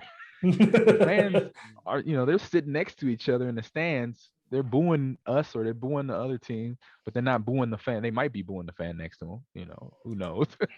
But to us, it's like it wasn't even a thing in our mind. We just like, look, we got to beat these guys to make sure we get playoff position. We win the division. That's how we looked at it. It was no personal vendettas against one another. When we go to Lambeau, we gonna do this to you, or when we come to Chicago, we gonna like I said, TP Brian Urlacher or Lance Briggs' house. No, that was the last thing from our mind. So that was something that it was entertaining for us to see how passionate, and we loved it, how passionate the fans are for Packer side, and then obviously for the Bear side, and the things they had songs, the Bears still suck song. It's like that is hilarious to go to the length to write a song of how much you hate another fan base or a team. You don't like them. You really don't like them. So it's just fun. It's just really for us. It's fun as players because even today, I think now the biggest rivalry is probably the Vikings and the Packers, and it's the same thing. It was like more business than it was for the fan. But we know the fans, to us, like I said, it does give us a little bit of extra to go out and try to win that game. But overall, it's more like what we need to do to win to get to the playoffs. But from the fan base, it does. I know as players, even the guys today, I'm pretty sure it gives they get a little smile because they see fans walking to the stadium. Oh, you suck, Aaron Jones. You're not gonna do this. It's like, come on, I got that same stuff. There's like, because I would run into a Bears fan. Like I've been, like my wife's from Chicago. When we go down there, we could be at a restaurant eating or walking to the movie theater or something, and I'll see a Bears fan that knows me and recognizes me, and he's like, Ahman, I know you're Ahman Green. I hated you so much, but I had to respect you at the same time. You ran that ball so good against. Why you run against our Bears like that? That was just not right. I'm like, look, it was business. It was business. It wasn't personal. That was my job. I had to do that. Even if I was a Bear, I would have ran hard against the Packers. It's my job. I said I couldn't have a job that I did if I didn't do what I did. And they're like, I respect that, but I hate you. I hate you. I hate you. I gotta hate you because I'm a Bears fan. I'm like, I respect that. You are a Bears. You should hate me. I did my job. I did my job. So good day. Give you a little dap. Boom. Yeah, I guess looking kind of at, I guess at your NFL career as a whole, most of it was spent in Green Bay. Kind of a similar question to when your college time. What was your most memorable game probably as a Packer? Just because that's where you saw most of your success. And I wrote a little note and one that, I feel like I remember tapping into this memory myself. Your December 28th game against Denver, two franchise records, 218 yards, and your 98-yard touchdown, both still records for the Packers today. Is that one of your most memorable games? I guess if you want to talk about that one, or maybe if another one stands out to you as well. No, that's one for sure. It stands out for a couple of reasons. One, that it was something that my sprint coach that I mentioned to you when I trained for my combine way back in 1998. And so my sprint coach name is Frank Baskerville. And when I got out to California and I started training with him in January, right after the Orange Bowl that we beat the Tennessee Volunteers, next week, I'm out in California. I'm in Orange County, California. Weather's nice, little overcast in the morning, and then by noon, the sun breaks the clouds up, and then the sunny skies. And so we're training for the 40. So we're doing sprint training, working on my start, working on my arm placement, my leg placement, just the technical side of it, real technical. And I was used to that, but because I ran high school track, so I was definitely used to the technical verbiage, that going through the movements and stuff like that. And so he would always say, working from that day forward, I got there to every day after that, he was always talk about the fastest people on the planet, not just in football. He would talk about Carl Lewis. He would talk about Florence Griffin Joyner, Jesse Owens, and what they had, how they were built, how tall they were, how much muscle mass they had. He would break it down to the science of, Jesse Owens. He was 5'8" and his body fat was 3%, and his fast twitch muscles was this, that, and the other. And I'll just be like sitting there, be like, this is cool. I was like, I never heard a coach talk like this. I'm like, I guess this how combine training coaches work. They get real scientific. I'm like, cool. I'm ingesting this. I'm processing it. But then he would get to Bo Jackson. He would get to Marcus Allen, then the football players, and he would be like, Bo Jackson, he had that muscle. He had the quickest step, and then once he got to full top end speed, after about 3 steps, he could do this. He could bam, bam, bam, bam, bam. He could, punch out a 1-4-1-3-0 10-yard dash, and that would get him to run a 4-1-5, and he would break it down. He's like, Ahman, you're gonna be the next one to do it. Mark my words, you're gonna be the next one that busts out 90-yard runs.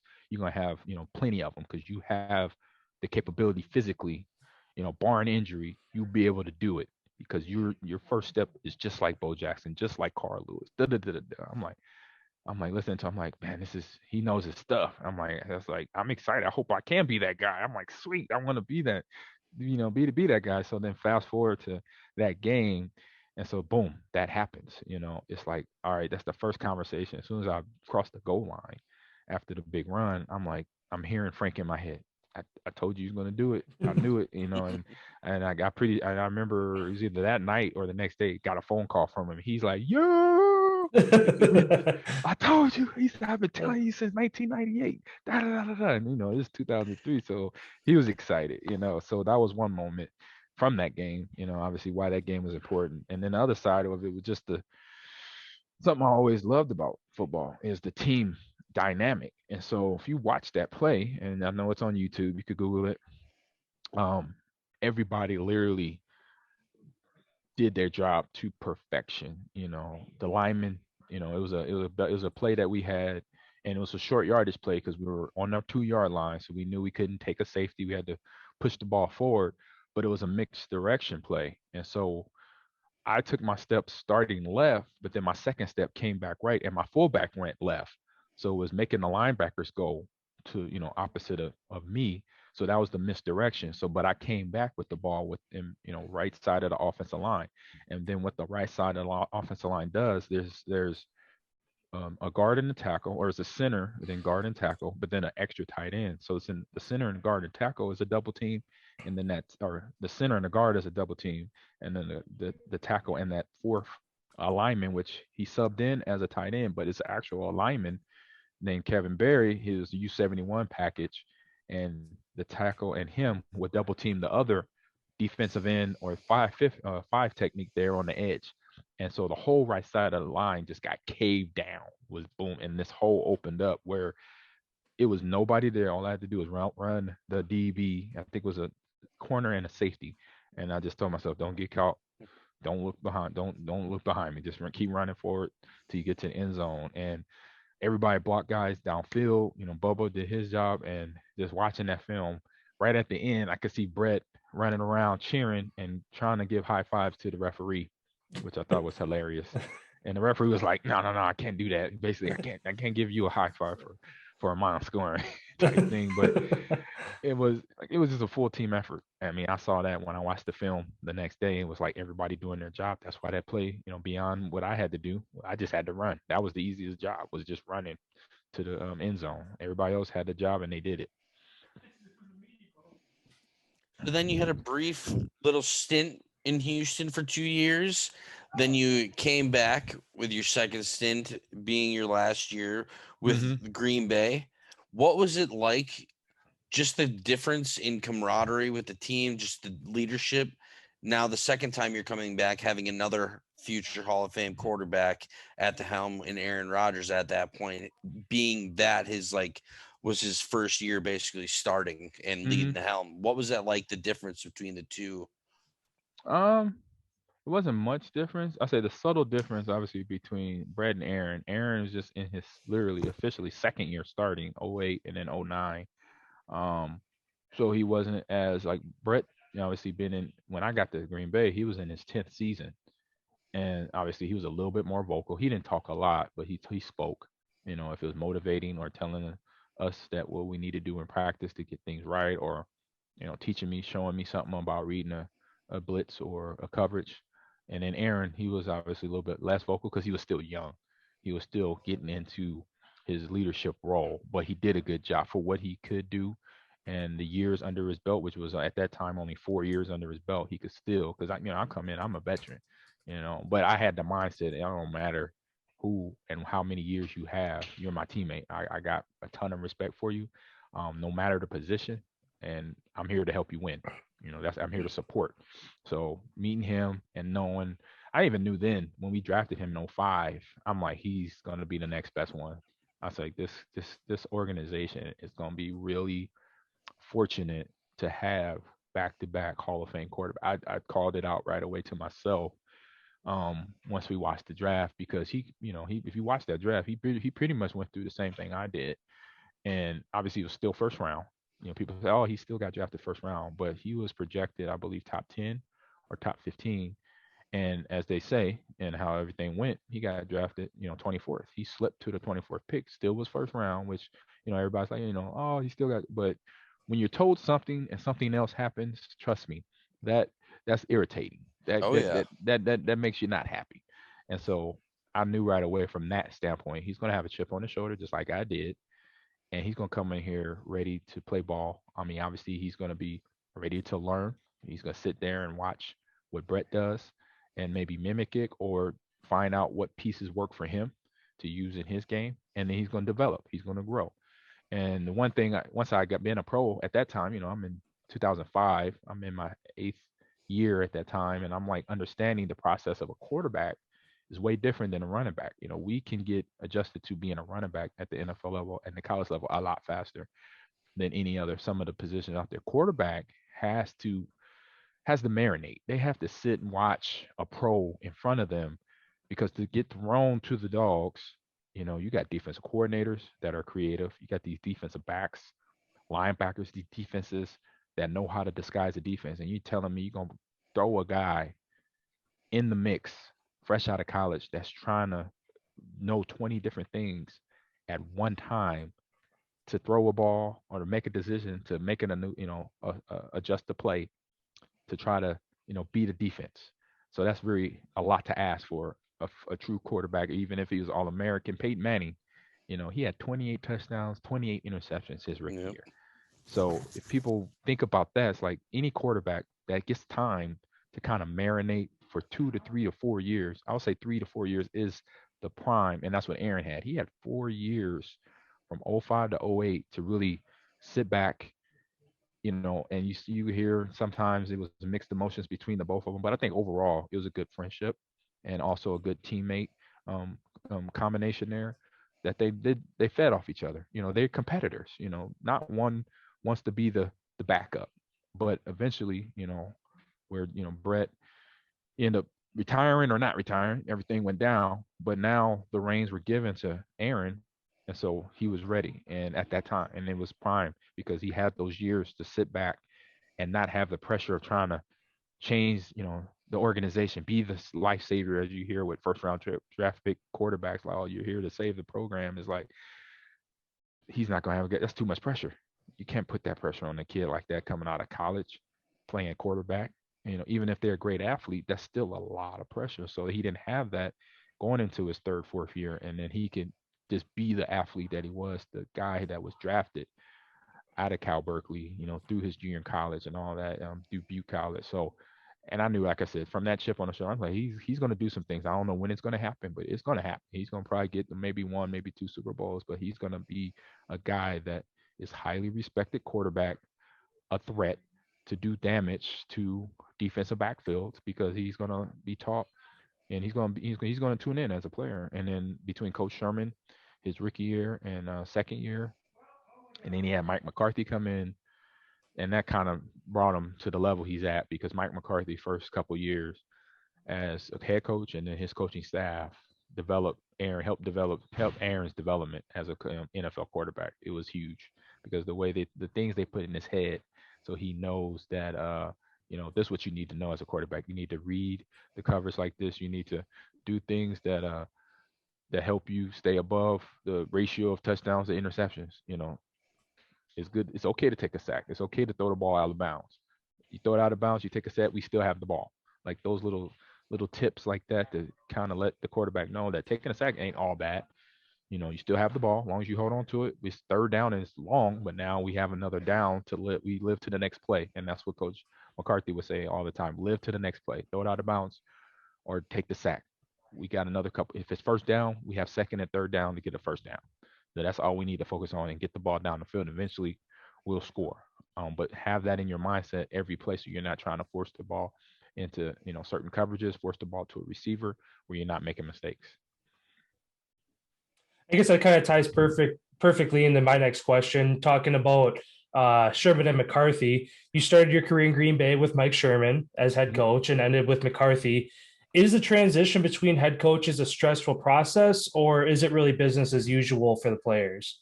I say it depends on the player. In terms of business as usual or stressful, I say for me personally, it was more. I say after it happened in Seattle with Dennis Erickson and Mike Holmgren coming in, it was more like it was a tough thing, a little bit of tough because Sherman had brought me over from Seattle, but after that it was just more, this is the way of this business, it happens. But now let's get ready for the next coaching staff to come in, and it was just a little adjustment there, because every coach does things differently. They start meetings at a certain time, different from the other coach, or they might move practice up, down, in the day or later in the day, or meetings are longer, or there are no meetings, at certain times of the week. So it was just those little adjustments for everybody in the season, in the '06 season. And we knew that I knew as a pro that any team that has a new coaching staff, that might not be a good year because it's just adjustments all around. And we had an okay year. I think we went 8-8 that year. So I was like, you know what, that's not bad to have a first year coaching staff and we win half of our games. I'm okay with that because then now we could go 9-7, 10-6 the following year, which they did. I believe they went 9-7, even though I wasn't there. And then '09, obviously I came back and we made that big run when I got back in mid-season, and we lose to the Cardinals and 52-56. Yeah, The showdown in the desert. Yeah, the showdown in the desert. I was on that field, man. That I was just sitting there like, this is crazy. I can't believe we're scoring points like this. I haven't seen this since college. I was like amazed, and also it was just obviously disappointing because that I knew potentially that might be my last NFL game, which it was, but I knew then what everybody found out the next year is that I say this team's going to win the Super Bowl. I came in the locker room, I saw every guy in the locker room not holding their head down. They weren't even disappointed. They just like, we know what to do next year. We've been this far. If this is what it takes to get back to where we need to get back to next year, we're gonna win the Super Bowl. I could see that look in everybody's faces, and I knew it as a player because I played that game. And I'm like, okay, I see what we got to do. It's like no problem. And then sure enough, the 22 season was the season that the Packers won the Super Bowl.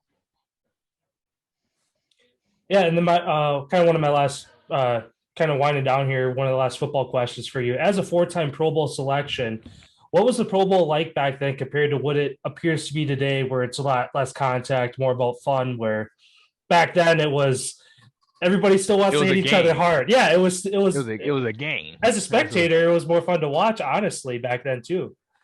Yeah, I can't even. I don't think I even watched the game in the last 5 years. I mean, because and then it not being in Hawaii too was a big deal. Because obviously it's Hawaii. Who does not want to go to Hawaii? I mean, some people that don't. I mean, I'll be honest, but I wanted to go to Hawaii, and for those reasons, because obviously the Pro Bowl is voted on by your teammate, well, not teammates, your peers, so guys that you played against that were defensive players, and so that means you earned a lot of respect if you made it there, and then you even more respect when you get voted the All Pro. That was just as important. That's actually a little bit more prestige than the Pro Bowl is here. All Pro is like up here, and then the Hall of Fame is the big one too from a overall career. And so yeah, when it stopped for one going to Hawaii, I thought, all right, I see the NFL, they're trying to, I guess make the experience kind of for other cities. Like I think they moved to Miami with it and then Tampa area one year. And now I'm like, I don't even know where it is now, to be honest. No idea. I couldn't tell you. Right. And then the gameplay started to change. I'm like, what am I watching right now? I was like, am I watching tag football? Really? In shoulder pads and helmets and thigh pads and knee pads? Like, come on, man. I was like, I can't watch it. I can't. It was just not good. But I mean, I know and I understand the side of, protecting the players and changing rules for the physical side of it, because there is side effects, from as we know now. Um, and I knew as a player, I was like, I know this ain't right. Bashing my head into somebody or my body into something or somebody over time, that afterwards my body is going to be banged up. I knew that going in, but obviously I didn't have the scientific data as we know now. Um, but it still was, something that I grew up watching. Now it's like there's no entertainment value, but it is what it is. It's like, oh man.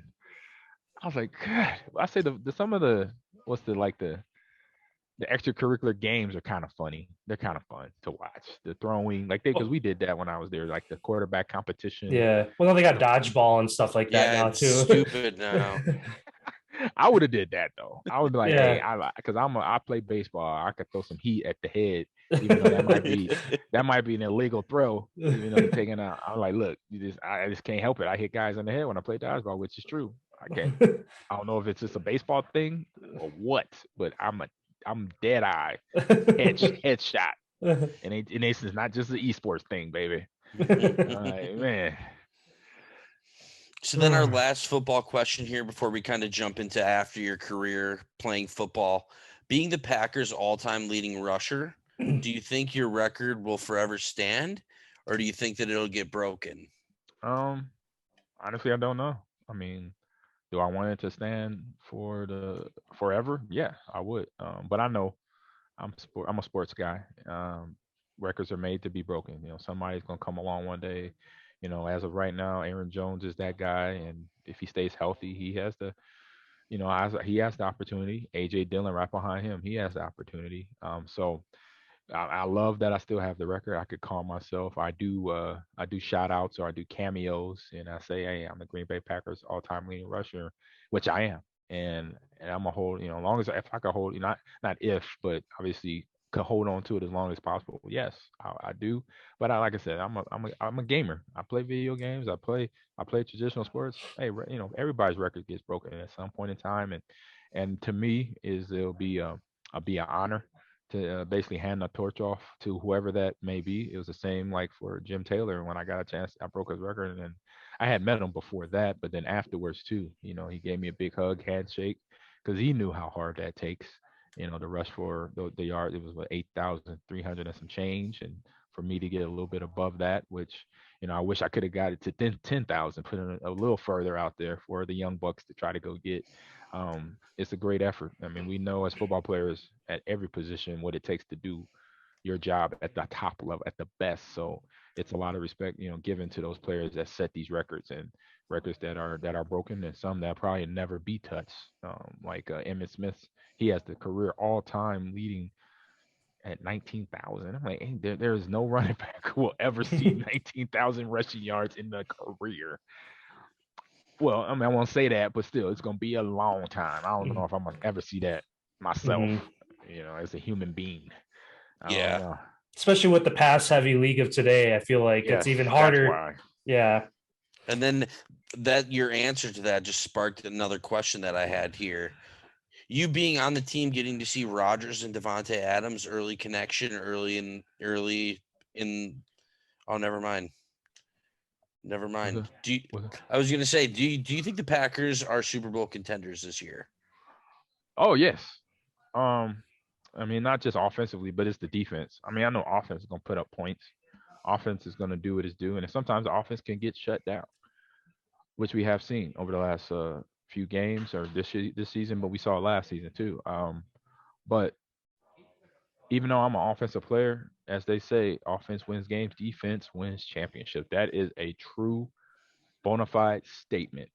If you got a defense that can then turn on a switch at any point in the game and say, you know what, we're not going to let you score. That's what it doesn't, and that's what I'm seeing here with this Bears or not the Packers defense right now. You got everybody at all positions defensively, defensive tackles, linebackers, DNs, corners, safeties, all rallying to the ball, making plays. Taking advantage of other teams' mistakes. I said, if a defense can do that one thing, take advantage of another team's mistakes, then that sets you up for a road of success. Especially now during this part of the season, Thanksgiving just passed. We're officially in the middle of playoff push time. So teams are right now either are very comfortable where they are and they're on cruise control, or they're panicking like, hey, we got to win these next two games to even have a chance to be in the divisional round playoffs or to be in a wild card weekend. Those teams know who they are. They have to win the next 3 weeks of football, and maybe you count even four, a month or two, and then another weekend into January now because it's 17 weeks. So you got a lot of football left, and if you don't flip it around now, if you lose the next two games, you might as well you're playing for pride. Then you're not playing for a playoff position, which pride to me is something important too, because I've been in that position. On an NFL team, it's like regardless, okay, we're not going to playoffs, but you know what? I get to punch somebody in the give them a black eye going to the party.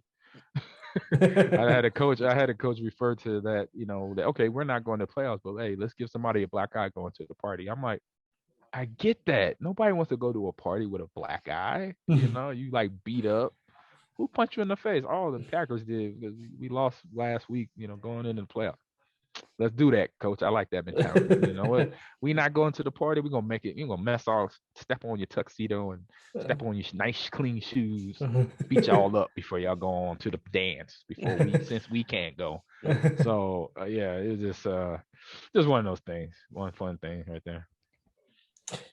Yeah, and then transitioning into life after football, do you have any involvement still with the Packers organization, or even just with the city of Green Bay? Kind of both. I do a lot of the outside events with former players around the community, and do a part with Tony Fisher, one of my old teammates. He works there with the Packers, and Kathy DeWark in the community outreach program. But mostly Tony. He helps me out a lot. He's a kid that I brought in under my wing. He was a running back from Notre Dame, along with Najee Davenport from the University of Miami. That got drafted to Green Bay in '02, which was my third year, and I'm the veteran running back. And I just took them two guys under my wing. I mean, I had been in the situation with Ricky Waters in Seattle, which off the field, great guy, but in the locker room it was a little different. It wasn't that I didn't feel that welcoming type of feeling. I think he knew. He's like, I remember he commented to some of my old teammates, "Hey, mom's good." I had to try to keep my job. He was coming for me. It wasn't like he knew it wasn't personal, but at that time, you got a young buck that can run the ball. Your job is threatened, and he felt that. And so once he said it like that, I kind of get it. And for me, it wasn't that. I was like, I'm a competitor. You know what? If I get beat out and I gave it my all, that means that person deserves it. I'm not gonna be mad at him, but you know what? I got his back though. He beat me out. I'm the backup. I'm gonna support him, even if he doesn't expect me to do that. But also I knew that then you get some rookies that coming in, I gotta help them learn this game because if I don't and I get hurt, I don't want the offensive production to slump down, to slow down. I want everything to keep moving like a machine. So if I teach them what I know and show them what I know, along with the coaching staff that's going to coach them up in Sylvester and Edgar Bennett, these guys are gonna be very comfortable and ready to go. Kind of like what Lawrence Phillips did with me at Nebraska. He took me under my wing, and right away, he's like, freshman, everything you do, everything I do, you're gonna do. Everything in the weight room, you're gonna lift with me. When we're working out, conditioning, running on the turf, running stadiums, you're gonna be right next to me. I'm like, let's go, let's get it. And so I brought that mentality, to the league, and I had two guys. I had Najee and Fish, and I said, hey, this is how we do it here. If you got any questions, just ask. Don't be afraid to ask me. Let me know. I'll let you know everything you need to know to be, to help out this offense and help this team out, because they had to play special teams too. And I told them that. I said, look, I'm the starting right now, but anytime I could get hurt. But until that time, you're gonna have to play some special teams, and you gotta go out there and play it, not just go out there because you have to be out there. Make some plays, do things that that's going to keep the coaches interested in you playing, because eventually they'll see that, oh, you're giving 100% effort on special teams where a lot of people don't want to be. Then you know what? Oh, he's a running back. Let's give him some time on the ball. When Ahman needs a break, we could throw Fish in. Ahman needs a break, we could throw Najee in, stuff like that. So do that. And I told them, man, they took it, and they loved it, and it helped them with their careers too. Awesome. And then my last question for you before I throw it over to Austin here. If you had any advice to give to a young athlete after the years of starting young, making it through a professional career, what would your advice be to a young athlete with the goal set of making it to the professional level? I say, one, don't trash talk, because one day somebody will kick your butt. So be humble. Be confident, but be humble. Um, Work hard, because hard work is going to get you a lot of places, and hold yourself accountable for the good stuff and the bad stuff, because you're gonna, not nobody's perfect. You're gonna make mistakes, so don't beat yourself up too much on the mistakes, but then also don't don't put yourself up too high when you have your successes. Stay humble, stay kind of consistent, and then help the people around you, because if you're playing football, it's 100% team sport.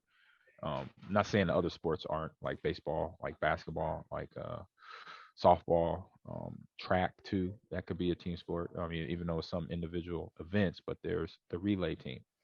When you do, and then obviously what I'm doing now here, esports. Most of the games are team related: 3-on-3, 4-on-4, 5-on-5, 6-on-6. Always question how, did I do enough to win? Did I do enough to help this team win? What did I do to help the team do this? Good, bad, or other. And don't ever point the finger. If you do, you're pointing it at yourself. What did I need to do to get better?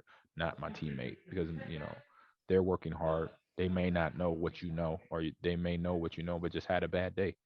So you guys got to realize that. And like I said, be humble and be confident, and then be selfless. Be ready to help out any aspect of the team that coach might say, hey, hey John, hey Collin, I need you to do this.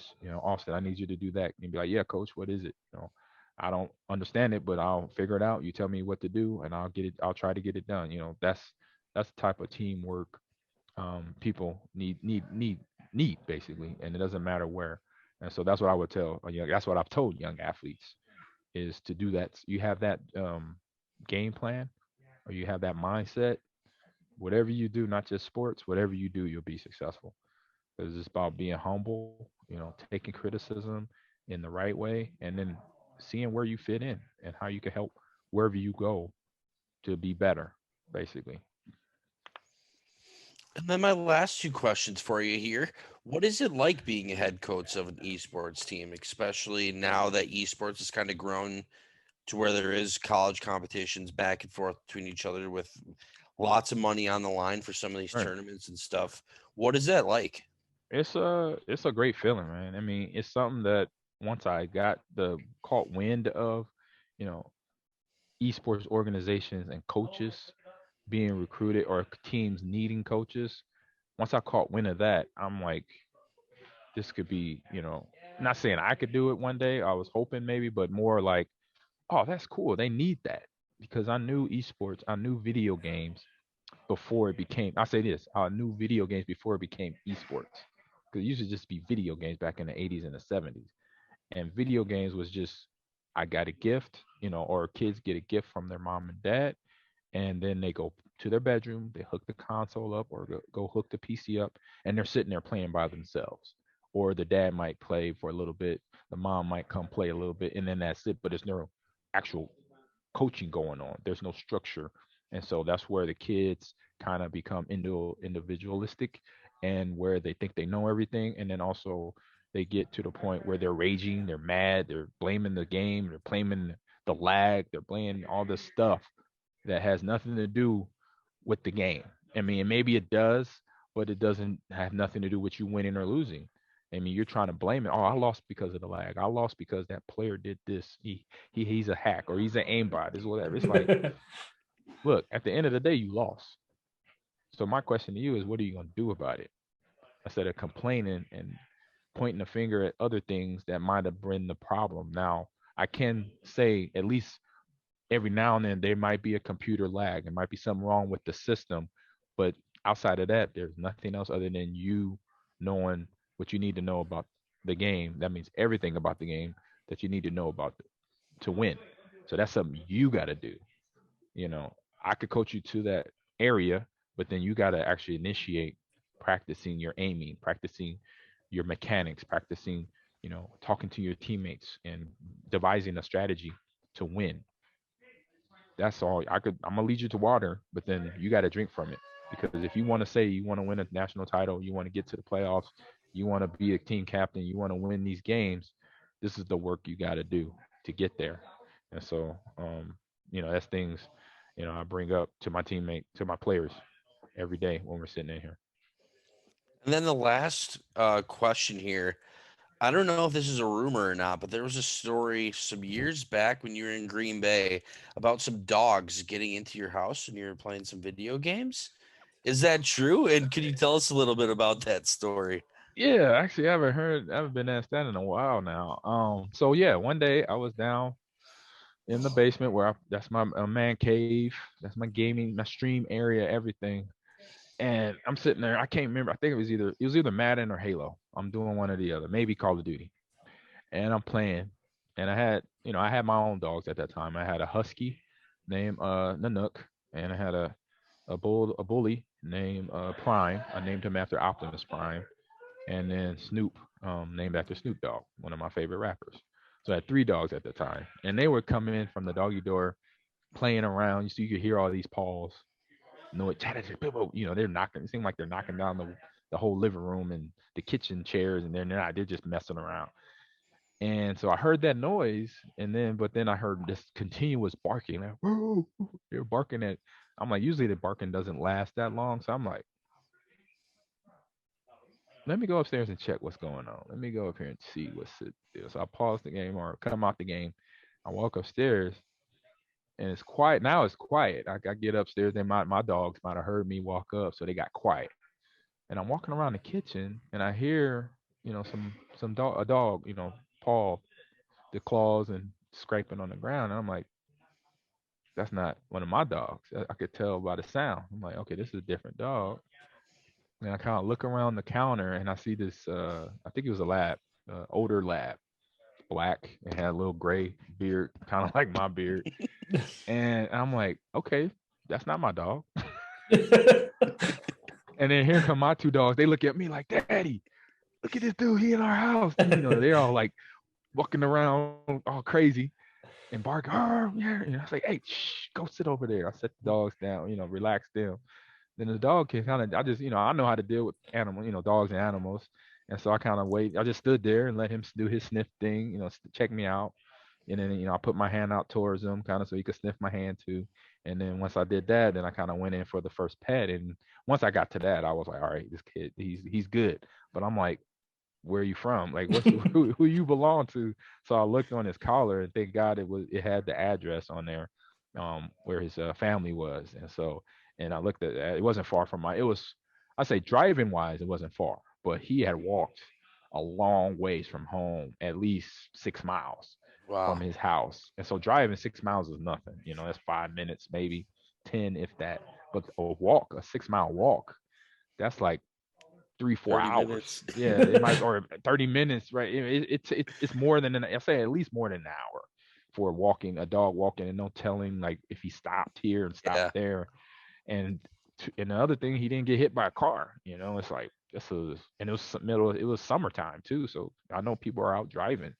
So good. I said that was the worst thing. It's like, okay, this dog didn't get hit by a car. That's great. Got his address. That's great. So once my wife got home, I told her, just relax, don't freak out. We got another dog in the house. And she was like, where did he come from? I'm like, I said, this is his address. So he came from way over there. And she was like, what? So we got him. I had to coax him up into our truck and put him in the back seat. And we drove over there, and the owners were gone. I think they were just at work. But on their like garage door pad, I think they had their phone number somewhere, and I guess this had happened before. So I looked on the garage thing, got the number, called it, and said, hey, my name's Ahman. Your dog wandered into our backyard and through our doggy door into our house, and just want to know when you're going to be home, because we have your dog. And so they said, oh, we're not, we're at home, or we're at work right now. I can't remember if it was the mom or the dad or the husband or wife or whatever, but they said, yeah, just the garage code is like right to where, if you saw the phone number, is right next to that. I'm like, oh, okay. So I just punched in the garage code, the garage door open, and they said the door is still open. You can open it and you just let them in, and then shut the door behind them. I'm like, oh, okay, great. So I did that, and then they came back over the next day to say thank you, and they did. I got there was a reporter came over and got interviewed about it too, and it was just the same story I just told you guys, that I'm sitting down there playing Call of Duty, and I hear more than 3 dogs and different sounds. And I came upstairs and somebody else, a total different dog. I'm like, oh, interesting. All right, let me be careful and make sure I don't get bitten. But he was cool. He was a good older dog. I could tell by it. Once I saw the gray hair, I'm like, okay, he's a little older, so he's gonna not be as aggressive, maybe being in an unfamiliar place. Yeah, my best friend actually told me to bring that up because he remembered hearing about it back a couple of years ago, and he's just like, you got to find out if that's true or not. So I was like, all right. It is true. I was just like, okay, just chill. I just chilled out, let the dog sniff me, and he was good. And it was like, all right, we just got to get you back home, buddy. That's it. Yeah. Well, yeah, that's all I had. I don't know if you had any other questions for Ahman, Austin. No, I did not. Awesome. Great questions, guys. I love them all. Good question. Yeah, it was a pleasure being able to chat with you again. It was a very surreal moment being able to chat with one of our somebody that we used to admire and idolize on the TV screen as kids. And right. Yeah, awesome to see again what you're doing esports, again being 2 gamers. It's like, oh, he's a big gamer too. It's like, it's just one of those things where you keep digging farther and farther, and it's like, oh, this dude just keeps getting better and better. So good. Great. So I'll say real quick where you can find me. So I stream on Twitch at Ahman Green TV, and then I'm on Instagram and Twitter at Ahman Green 30. So real easy to remember. You can follow me on Instagram and Twitter there. And then I do a podcast called Ahman Green's Gamers Lounge Podcast, and that's on Apple Podcasts, Spotify, iHeart, wherever you download them. And we record every Wednesday, so we just recorded today, so it'll be up later tonight or tomorrow.